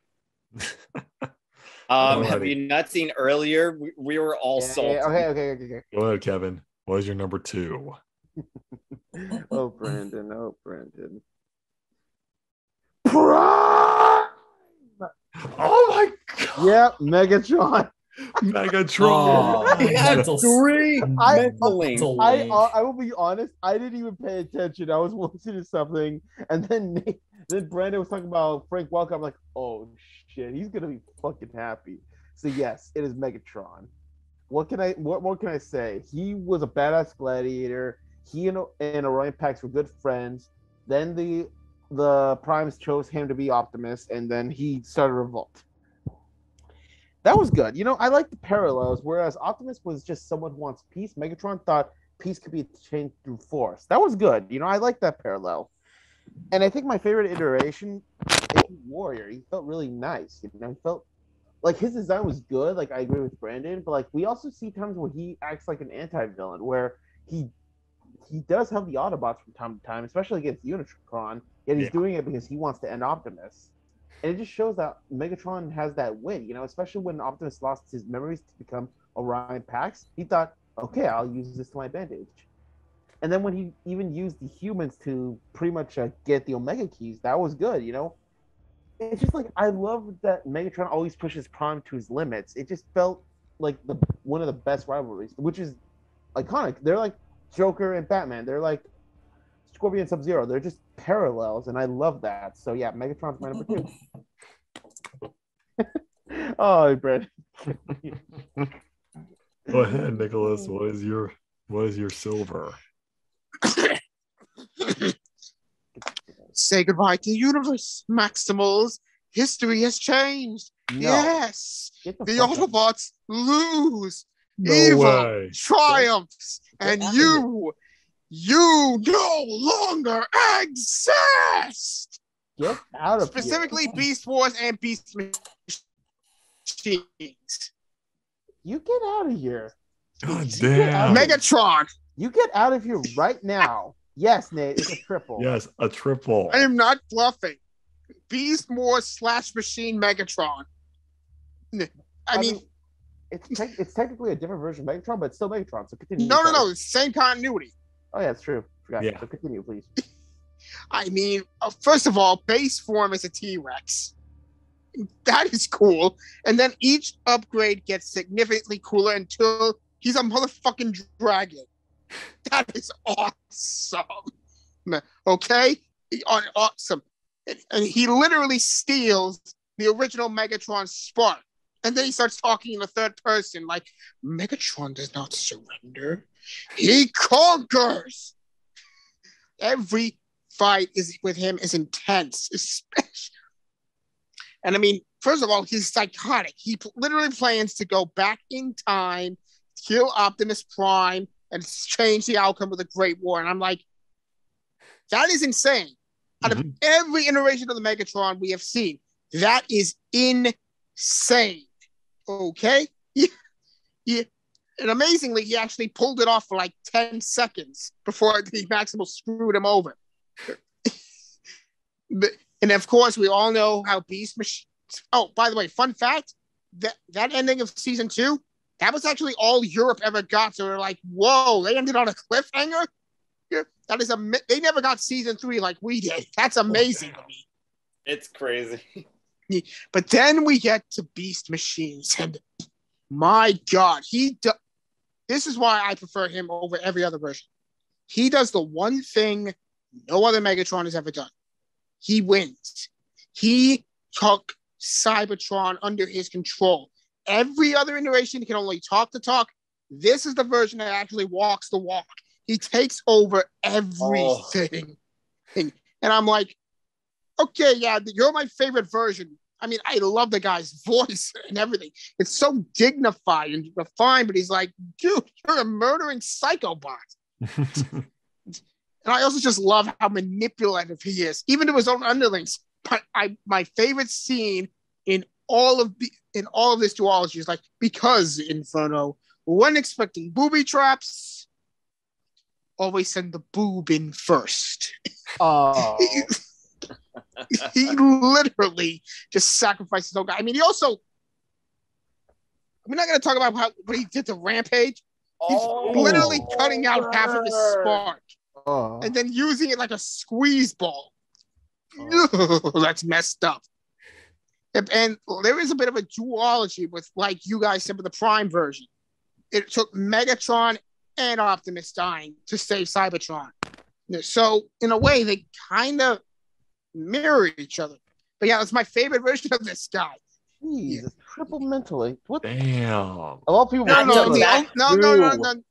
It's only going to get worse if it's a quintuple mental It link. is not. It won't be. It will not. It'll be All right. It'll be a really good belated birthday to me though. But yeah, thank you, buddy. Wow. All right. Go ahead, Nate. What do you got? Honestly, I almost wanted to have Megatron on my list. We almost want to have a Quadro link. But I decided to talk about another cartoon villain that I'm far more familiar with. I'm going to one-up Trey for this one. I'm going to talk about Shredder, not just 2012. I'm going to talk about the classic and the 2003 version as well. Fuck yeah! Nice. Yeah, Shredder as a Go whole. against for those me, three. What do you say, Trey? What do you have against me, Nate? I don't have anything against you. That's a lie.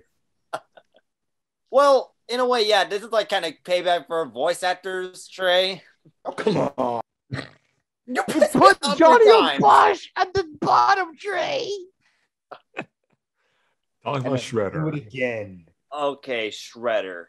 Honestly, it was tough to figure out which version to talk about because each of them are good in their own ways. We had the one of the classic cartoons, the 1980s, where he is voiced by the late James Avery. And even though that cartoon is cheesy as all hell, I had to admit, that version of Shredder was very funny as well. Yeah. I mean, you have Uncle Phil voicing one of the most iconic villains. That's awesome.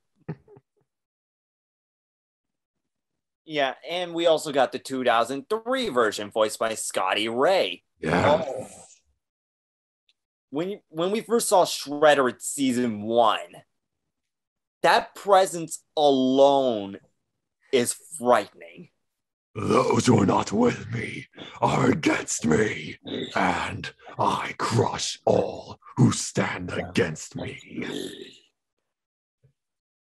And it's very evident with his duel with Leonardo during that time. Oh, that still remains one of my favorite duels in cartoons. And even though he did get defeated, I know some people are like kind of complaining that he was like a Krang in a robot body. Personally, that didn't bug me. I mean, it does He was explain an why. Utrom. They're different people, okay? Yeah. Shut up, you crybabies. Yeah, because like it explains why the Shredder's always coming back. And I definitely love in like the Turtles Forever crossover where the classic Shredder was like kind of complaining about it, and while like an Ultron was like, Yeah. I don't know, it looks pretty good to me. And just like the 2003 one was like, and then perhaps the world of my worthless counterpart. That was definitely, that's what I love about Turtles Forever. Not the fact that they poke fun of each other. Yeah. And the 2012 version where they expanded on Shredder. I had to agree with Boomstick. A great bromance has to be interrupted by a homance. Literally, one woman that both of them were fighting over. Shredder was like, well, it corrupted him, and he was like, well, misery loves company. And he took it to the extreme. And he did not just kill Splinter once. When he became Super Shredder, though, he kills Splinter again, this time for real, For good. permanent. That whole timeline reverse thing, it just delayed the inevitable. Oh. And it's like Trey said, he earns that title and that fear alone based on its own skill. He's one of the most powerful martial artists and sword fighters ever. Seriously, it took a lot of effort for the Turtles to beat him in the finale for 2012. Which that fight was also good too, I had to admit. Mm-hmm. Again, I had to give props to the late James Avery, he will be missed, Scotty Ray, and Kevin Michael Richardson. Those three alone are the most iconic shredders for me. No matter what, he still is my favorite, even one that can actually rival Megatron for being an iconic cartoon villain. That's why I had to put him for number 2. Nice. All righty, Trey, number 2. This man was defeated. No, this peacock was defeated by a warrior of black and white. Lord Shen from Kung Fu Panda. I knew it. Trey, you planned that, didn't you? The fact that I had time long, didn't you have to bring in Lord Shen? I've had it planned since we had cartoon villains. I'm sorry. I know I put him on a list prior to this, but I just love Lord Shen so much. He is easily my favorite Kung Fu Panda villain. Like, not just because of how threatening and opposing he is and how he serves his role as a villain, but because for some reason, this genocidal maniac, I connect with him. I don't know why. I connect with this character on an emotional level. When I should have no reason to. I should have no reason to feel sympathy for his death. Yet I view his death as heartbreaking for some reason. Like, Tai Lung has a more tragic backstory than this dude, and yet I don't know. Mostly because Shen is a character that kind of represents a real life fear of the future. Like, he was so desperate to avoid his own destiny. Because that's the thing. That's an exact difference between him and Tai Lung. Where Tai Lung was desperate to embrace a destiny that never even was his, Shen did everything he could to try to avoid it, to fight against it, to take fate into his own hands. And he was willing to go to any extreme to do so, even if it means decimating an entire tribe of innocent pandas, inadvertently setting his own fate into motion and causing the scorn and resentment of his own parents. And also, was it ever really explained what happened to his parents? Like, they said We don't they know. exiled him. We don't know. They probably just died of like old age and heartbreak. Most likely, yeah, that's most likely what happened. But either way, though, and also Shen, I'm sorry, he was the most effective villain out of the three, in my opinion. Yeah, because like he literally Gary Oldman. he had every single kung fu martial arts at the moment of that franchise on death's door, had actually broken the will of Po for a moment there, and he did it with sheer cunning and ingenuity, like not through martial arts skill or anything like that. No, he did it just by taking advantage of his resources and industrializing and mass producing fireworks into cannons. And also, let's just say this is probably the movie that made cannonballs the most threatening. Like, holy shit. I mean, we already know how dangerous fireworks are. I mean, we already see how deadly they are in Mulan. This Kung Fu Panda 2 took it to an extreme. Exactly. But like I said, there's something tragic about his death at the end, because I think that was the moment when he actually realized he couldn't keep fighting fate, that he has to just embrace it at this moment. And I think that's why he fought Po, not just because he knew that he had gone too far and that there is no redemption for him, but also because he knew that was his role to play, to be defeated at the hands of a warrior of black and white. And honestly, like, it feels sucky because I honestly think Po got through to him in that moment. Like, to let go of your pain in the past and move forward. I think Shen understood that and accepted it, but he still understood that he had to die in that moment. And you see that when he closes his eyes right before the mask falls on top of him. Yeah. Like, he doesn't even try to escape. And honestly, like I said, he was to me my favorite and most well-written villain of Kung Fu Panda, and he's my number 2. Nice. Fitting that my number 2 villain is the one from the second movie. Ironically. Go ahead, Eric. Number 2. All right. I am the thing that keeps you up at night. Evil that haunts every dark corner of your mind. I will never rest, and neither will you. Slade tied up with You have served me well, Slade. Continue to please me, and I shall honor our deal. I shall return what you have lost. Yep. Slade and Trigon from Teen Titans. My God. The two biggest bads of the Teen Titans cartoon. Am I the only one that forgot about them? I'm sorry. Am I the only one? Yes. Yeah, Damn. Trey. Well, I get it. His comic book name is Deathstroke, but in the cartoon, they called him Slade because, Deathstroke, not a kid-friendly name. So, Slade, they basically portrayed him in this one almost like a phantom almost. I mean, with superhuman speed, strength, agility, and durability, he's almost like a phantom. But in at least a few of the episodes, the way he presents himself to even Robin or even Raven, like, holy hell, he's a creepy, he's dark, like, holy hell. Especially in the episode with Haunted where Robin is hallucinating him haunted. It kind of goes to show how obsessed Robin is with Slade. Constantly, because he constantly keeps Robin on his toes, just like season 1 and 2 did. Mm-hmm. That even after his death, he never really let Slade go. And then the worst part of it, season 4, when he comes back from the dead with demonic powers, and he's not after Robin this time, he's after Raven on her birthday. Her birthday. Like, geez, that is a terrible way to spend a birthday. I definitely love the casting with Ron Perlman and Slade in that. That was awesome. You have Hellboy as Deathstroke. Absolutely. Like Ron Perlman in live action portrays himself as like this charismatic badass or whatever. But no, this one he just goes full blown like holy shit. I can't even describe how haunting the guy is. But yeah, the reason he's alive is because Deathstroke because Trigon brought him back to life. And that he swore that if he helped helped him make Raven understand and fulfill her destiny as summoning Trigon to Earth and the world, that he would get his humanity back.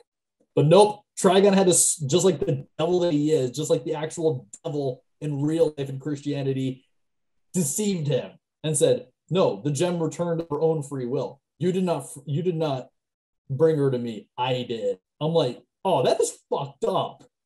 So then Slade's like, fuck it, I'm gonna help the Titans defeat Trigon.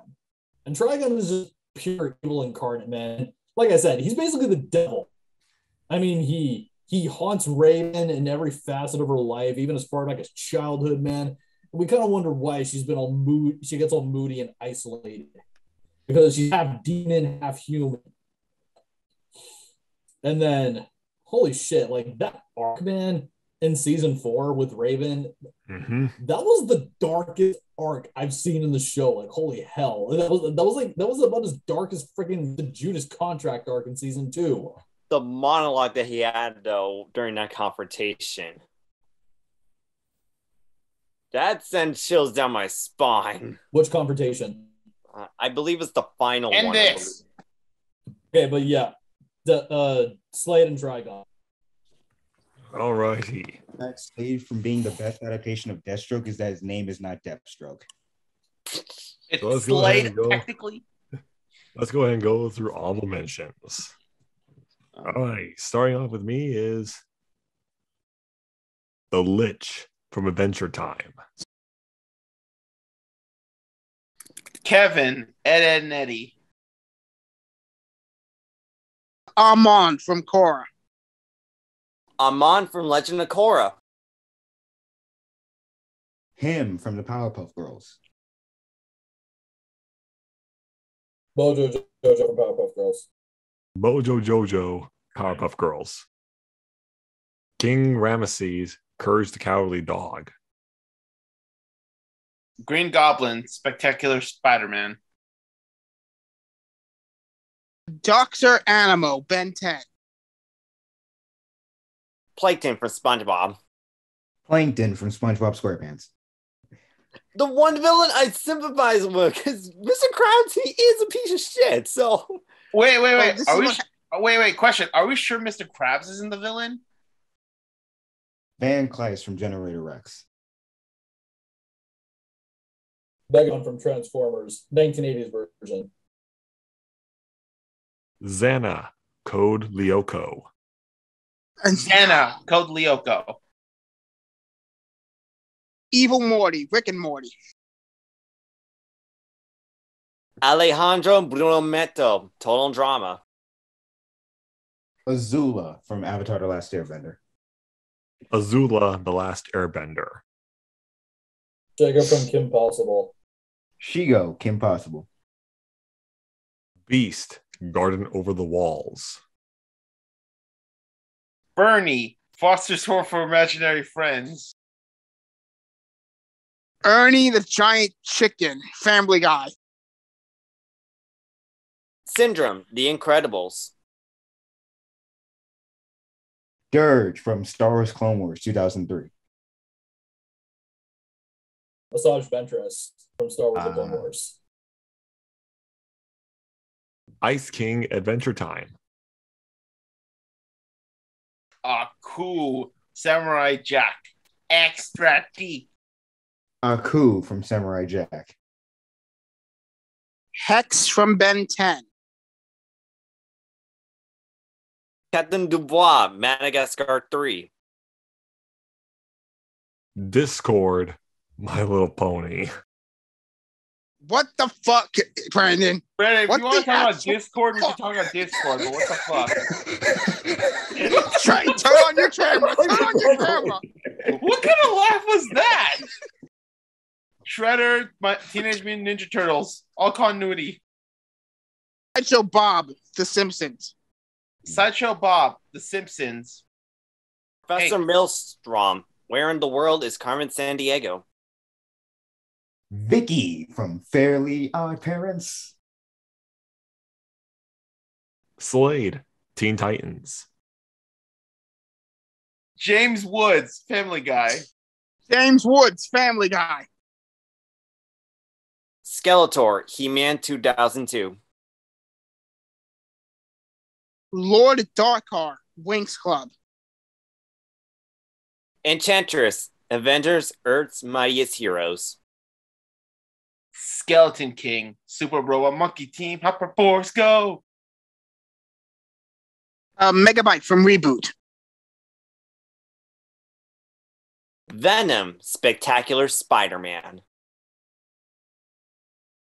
Bill Gates from South Park. Joker, Batman the Animated Series. Joker, Batman the Animated Series. Trigon, Teen Titans.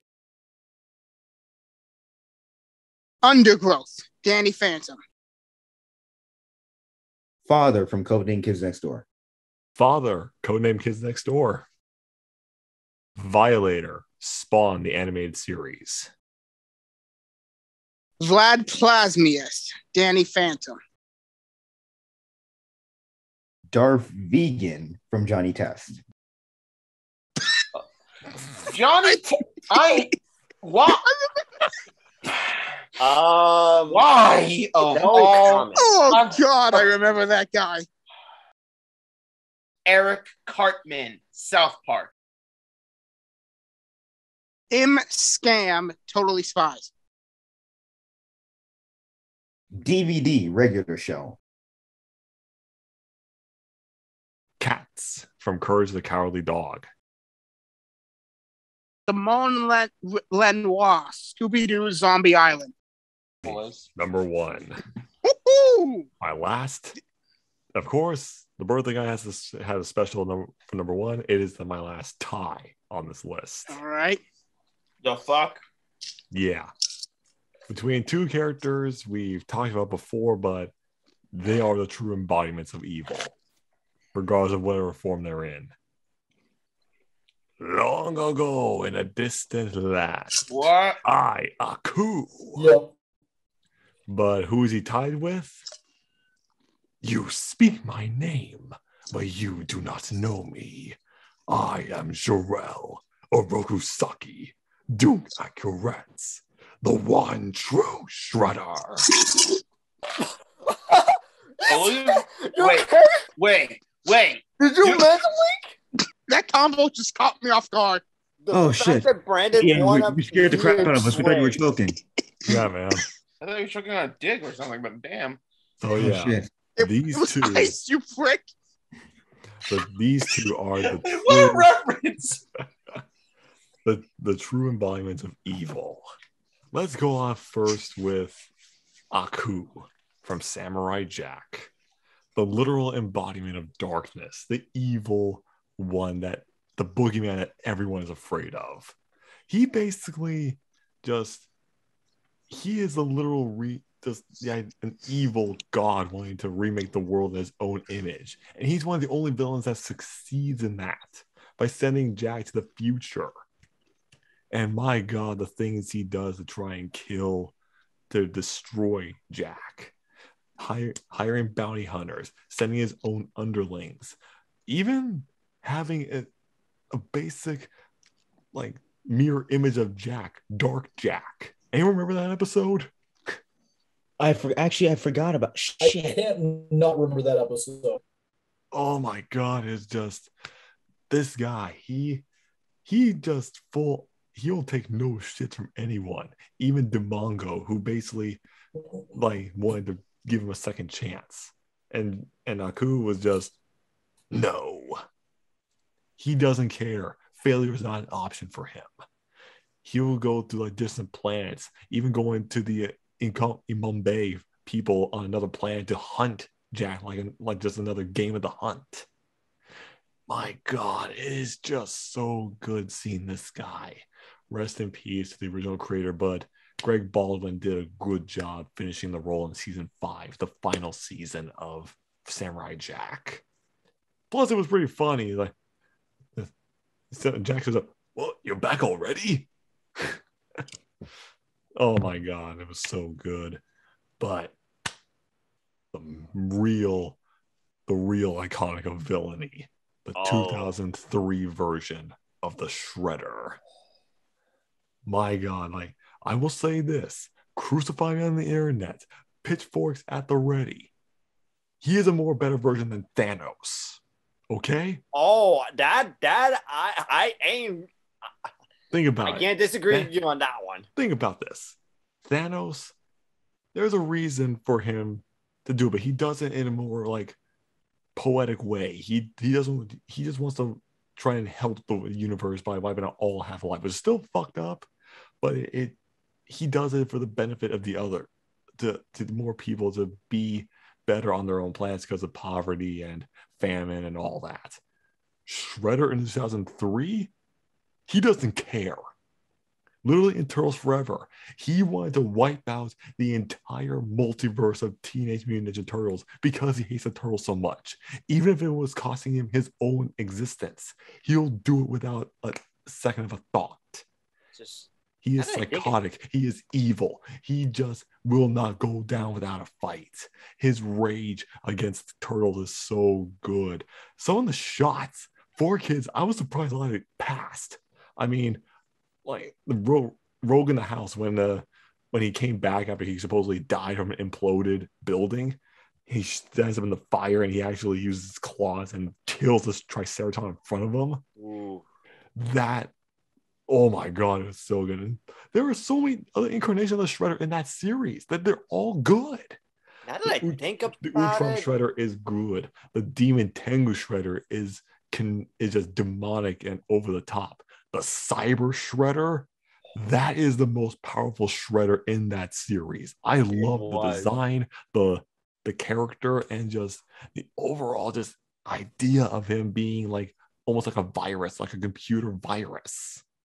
Granted, because he took over Viral because she wanted to take his code, which like big nope, fuck off. You're yesterday's news. The Shredder is back. Oh my god, Scotty Ray gave this thing he's literally he's not even a person. He's a literal entity of evil. Both Aku and the Shredder have the best laughs in all of cartoons. I'm sorry, Mark Hamill, your Joker is great, but these guys were just the kings of it. there is a reason why people remember these characters so much. That's why they are the true embodiment of villainy that I had to put at the Kings at number 1. Aku from Samurai Jack and Shirel Orokusaki, the 2003 Shredder of TMNT, as my number 1. Now that I think about it, Shredder is almost similar to Killmonger, where they have no qualms for human life. Fuck So, Killmonger. yeah. Kevin, what is your number 1? First of all, fuck you, Trey. No, I like him as a villain and a character, but fuck his ideology. Well, fuck Period. you. Okay, anyways. I am the thing that keeps you up at night. The evil that haunts your every corner of your mind. I will never rest, and neither will you. Eric, I am so disappointed in you for putting Slade at number 2 when he deserves number 1. How fucking dare you? You sound like me right now. Like me? Who? You're not gonna do it. You're not gonna do shit, Kevin. I sound like wait, I sound like Trey? That's terrible. That's terrible. I can't believe Yeah. Ooh, why are you projecting? Anyway, continue. Slade he is a true fucking mastermind. Done fucking right. Season 1, he's just watching, he's sending the goons, he's controlling Hive. But then when he comes on screen near the end, he is a force to be reckoned with. I mean, forcing Robin to work with him or get his friends killed, and then later on coming back. It's just he with Terra, like controlling Terra as the mole with Judas contract. That was great. Then when he died and came back as Trigon's, I guess, what Herald, would you say? In a way, Herald, servant. It just felt like he was a literal demon that could never die. It was amazing. It just felt like Slade was always there. He was always 3 steps ahead. It was just crazy, because this is a guy who, before I even knew he was Deathstroke, before I knew who he really was, I was just enthralled by his character. I've always wanted to see what he looked like under the mask, because I knew he was an old man, but I just wanted to see. And just the fact that he and Robin had this dynamic that, to the point where Eric mentioned that Robin went crazy trying to look for him when he wasn't even there. And that just felt really great. It was really back great. in season 1, he always kept Robin on his toes. So Exactly. Robin was obsessed with him. Exactly. And it just worked. So, and if Teen Titans hadn't been canceled, we could have gone so much more. Like, he could have brought in Rose Wilson, Ravager. That would have been great. Or Jericho. Who knows? It would have been great. But still, what Slade is, he's the embodiment of a true villain and mastermind and rival. So, yeah, he's my number 1. Good choice. Good choice. EDA? And this. Me you here. Screw you guys. I'm going home. What? Cartman. Yep. Are you serious? Eric Cartman. Are you serious? Is it? You're serious, aren't you? He's I serious. am serious. Look, right there. Oh my god. He actually wrote this down. Damn. I'm getting here. Exactly. Fuck off, Cartman! Wait, he chose Eric Cartman? Yeah. Yep. Yeah. Oh shit, the motherfucker that shot Token. That's. I mean, the guy is only 10 years old. But let's just go over some of his crimes, okay? He murder, assault, the fucking hate speech, rallying with actual Nazis, organization of a pedophilia ring. Remember that? Oh yeah, when he raped Butters. No, he didn't rape Butters. He organized Nablos to come to South Park. Remember that? Yeah. That's fucked up. I think the biggest thing that makes him number 1, Scott Tinnerman must die. Think about that for. To be fair, Scott Tinnerman was just being a pure asshole. To be fair, but still, even he didn't deserve that. The only reaon he's upset about his parents is just because he's part ginger. I forgot about that. Exactly, and then that leads into part 2, episode 201. He finally finds out who his dad actually is, and that he killed him upset about that. He's not traumatized for that. He's upset that he's half ginger, which I'm like, dude, that's not what's important here. And he ground up in a chili. Why It's also Brian? mentioned- No, Don't the forget- guy. it's also- Sorry, Eric. Nick, you go ahead. I'm sorry, man. No, go ahead. What were you gonna say? I was saying not to mention his stint as a pirate leading the KKK and Stick of Truth and everything in the Fractured Butthole. Yeah. Oh yeah. Oh yeah. I mean, Jesus, the guy he's only 10 years old. He's just going to get worse and worse and worse and worse as the series goes on. And I'm like, okay, yeah, I've seen this story play. I haven't seen this story played out before. I don't want to know how it ends. Somebody gets a bullet and kill this kid. Seriously. Like, how has he not been in juvenile hall? Seriously. Well- He has been in the juvenile hall. John Wayne would have For a crime he didn't even commit. Oh, wait, he actually did throw that rocket token. Yeah, but it's not How is he not gotten the electric chair like 10 times over? because he's 10 years old, apparently. And let's not be, He's clever for his age. I mean, yeah, he's clever. He's a monster, is what he is. Yes. Oh fuck Oh you, God, that's Ray. horrifying. Ray. No. Ray, why do you have to be in a And he scares me deeply. Okay, that's why he's number one. How's that Also- for a surprise? Sorry. entrance? I also want to point out that in the Tisk episode with Caesar Milan, he almost died because he was being obedient. That's how fucked up he is. Oh yeah, he almost tried to kill. He tried to kill his mother. And then he had a mental breakdown. I'm just like, wow, And dude. black goo just shot out of his mouth. I'm like, yeah, this kid is pure evil. Okay, go ahead, Go ahead. Nate. End this. Well, my last tie. And funny how I didn't bring in comic book villains for this one, because I wanted to save this for this one.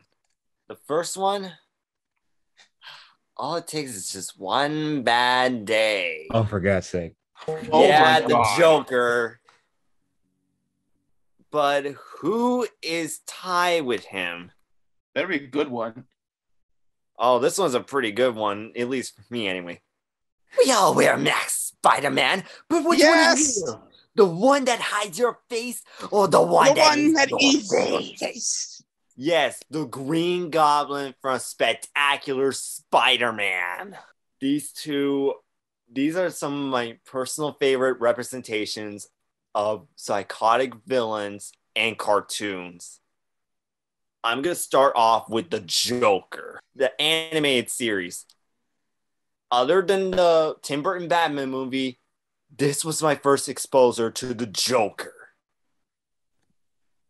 And it was so good. And the best thing is, like, we don't know his origin most of the time. Was he like the wrong guy in the wrong job? Was he like a guy that accidentally killed his wife? But all we know is that Batman was involved with chemical waste and he got into it. And when he became the Joker, there are a lot of great villains I could have chose from it. I almost went with Two-Face for being one of the most tragic villains. But the Joker is the only one that could challenge Batman in mind games. It's incredible. And all the other episodes that were iconic, even the one where all the villains are just playing poker, it shows that the Joker was able to beat them, and I almost had him. That was just so good. And I have to give credit to some of the other Joker iterations, especially Mask of the Phantasm. That was a really good version of the Joker, and it really shows that he chewed up the scenery every time, even with that phone call. Return of the Joker was honestly the most evil shit he's did in that series for me. Yes. Oh, definitely. That was fucked up. And I also had to give credit to like the Assault Guard Arkham Joker, because that was a really good contender too. I'm And it's here, bitches, and I And I brought favors for everybody. That was my first exposure as Troy Baker as Joker, my second favorite voice actor for Joker. But enough about Joker. Let's talk Green. The Green Goblin. First of all, Steve Bloom. That was a good casting choice. Steve fucking Blue, man. I know. The fact that even though it looks cartoony as all hell, let's be real, he's still threatening. That first scene that we saw the Green Goblin, when it looked like he attacked Norman Osborn and stole the tech. And that confrontation on Halloween. That it really shows that the Goblin was not joking around. And right when it looks like it was supposed to be Norman Osborn, it turns out to be Harry, which is actually one of my favorite things about the Spectacular Spider-Man cartoon. The Green Goblin's identity is always a mystery. And people think that, oh, let's search up any other characters voiced by Steve Blum. That's the real kicker. The Green Goblin and his real identity, which I'll get into later, have different voice actors. And right when Tombstone was taken down as the big man of crime, guess who took over?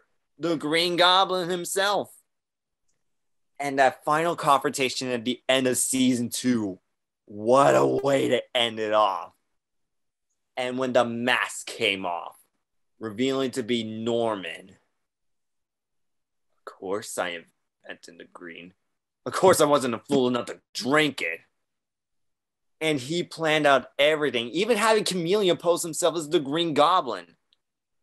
And it's also pretty fucked up that Norman had to frame his own son just to save his own hind. If people think that the Sam Raimi version of Norman Osborn was a dick, then you haven't seen like the Spectacular Spider-Man version of it. That's even bigger. And that death scene, though, his supposed death scene, I find it to be more frightening. Getting hit by his own bonds with all that laughter going on. That's pretty frightening. But what makes it even more frightening, around the end of that part of the episode, when he was alive, don't never you dare apologize, man. I never do. That, oh my God, I was so sad that Spectacular Spider-Man was canceled. It would have been great to see it run for like about 5 seasons. But I think the final battle with the Green Goblin, that was a really good conclusion because it really solidified. The Green Goblin, he's entertaining but threatening at the same time. And he thinks of everything. That's why I had to honor both Joker and the Green Goblin for number 1. Nice. Trey, number 1, please. The ultimate enemy of Danny Phantom. I just referenced the episode, dudes. Dan. Oh my God. And Oh, I didn't think it was going to come back. I said he is the greatest villain in Danny Phantom, and I stand by that. Yeah. He is literally the representation of a butterfly effect gone fucking wrong. Isn't that every butterfly effect? Exactly. It's like he was born from Danny cheating on a test. All of this because Danny cheated on a test. Who the hell could have foreseen that at all? Nobody? No Exactly. one. And the fact that he was born from a fusion of Danny's ghost half, which personally, if I'm going to be honest with you, I feel like this was a bit of a plot hole after the events of season 3. Because you remember that episode with the voodoo net, how it split his ghost half and his human half, and his ghost half was extremely heroic. So I interpret that as really Danny's pain and anger towards the events that happened, all his trauma went into his ghost half, which caused him to act out in evil and, well, attack Vlad. That's my interpretation of it. But anyways, it fusing with Vlad, murdering its human half, and decimating both the human world and the ghost world. And honestly, that implies that he's defeated literally every single ghost in the ghost realm, with the exception of Clockwork, which includes Undergrowth, Fright Night, Overload. But honestly, I think he could even rival the Ghost King. No. He didn't beat Fright Night. He made him into his bitch. Yeah, that's what he did. So honestly, I think he could really rival the Ghost King when it comes to power, or at the very least threat level. And the fact that Danny had the balls to stand up to him like that, literally had to face his future, the worst representation and possibility for him in itself, it is terrifying, especially for a teenager. Because it's like, literally, he's looking at the result of everything wrong with both himself and all of his wrong mistakes, and that could affect his future that he's made in the present. So it's just top notch that Dan knows how to just fuck up Danny's life, even taking on a form of his younger self and almost playing it to a T if it wasn't for Jazz. Almost. But I was hoping he would have come back sooner or later, but I was fucking disappointed when he didn't. When they got canceled early. I hated that aspect because I heard speculation like in the Ultimate Enemy video game, guess what? Dan Phantom had fire powers in opposite to how Danny had ice powers. Can you imagine? That would have been awesome. If Dan was released from the thermos and had a fire core, and we could have seen him go head to head with those powers. It would have been epic. Exactly. And it just disappoints me. But either way, though, he's a really good villain. Like he is what Venom, what possibly you could say Joker, fucking Darkseid, all these characters, the dark reflection of our main heroes, these pure-hearted good guys. He is that to Danny, the darkest enemy we've seen thus yet, and the ultimate enemy. Good man. Good. Nice. Eric, wrap it up, please. All right, my last villain. Well, he's pretty much shrouded in mystery, so I'm not going to dive too deep into him. Father or Benedict Uno from Kids Next Door. Wow. Really? Ending in with Father, huh? Wait, didn't you end it with Father for anime villains? No. No. I think you did, maybe. I said Father from what was it, from Full Metal Alchemist, but not from Kids Next Door. Yeah, we're talking about anime villains. Okay, yeah, sure. I ended it with Father. Well, that's why I asked, what is it with villain names and Father? But anywho, there's not really much to describe about his like mystery because he's almost like the faceless authoritarian figure of Parenthood. Except if you kind of dive into the episode, if I recall, Operation Zero, is that correct? Yeah. The movie. You can tell. You can actually tell that he the reason the way he is because he could not he was very subservient and fearful of his own father and grandfather. So pretty much if you think about it, it's almost like a cycle of abuse that he's projecting onto every single kid. Like Jesus. So pretty much straight bad guy, destroy kids, and pretty much he's almost like the devil if you think about it. Because like the fact that he gets like super angry, he can turn into a dragon. Yeah. Oh shit! I forgot he could do that. Oh yeah. I almost forgot to mention too. If he hates ice cream, our current president would be very disappointed. Also, let's go random. Damn. But yeah, that's my number one villain, Father. All right. So there we go. Top 10 cartoon villains. Wow, we ended out strongly. We brought in some good ones. We started with salt and we ended with spice. That we did. And everything dies.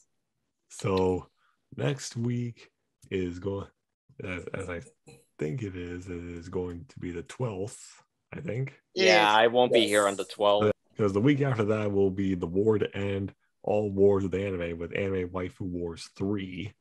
Before Thanksgiving. Yep. And then after Thanksgiving, we'll be doing an anime review for Black Clover. Finally. And then we will also be doing the video after that will be comic book heroines. Because we've talked about heroes, we got to talk about the females. Yep. So those are our video, guys.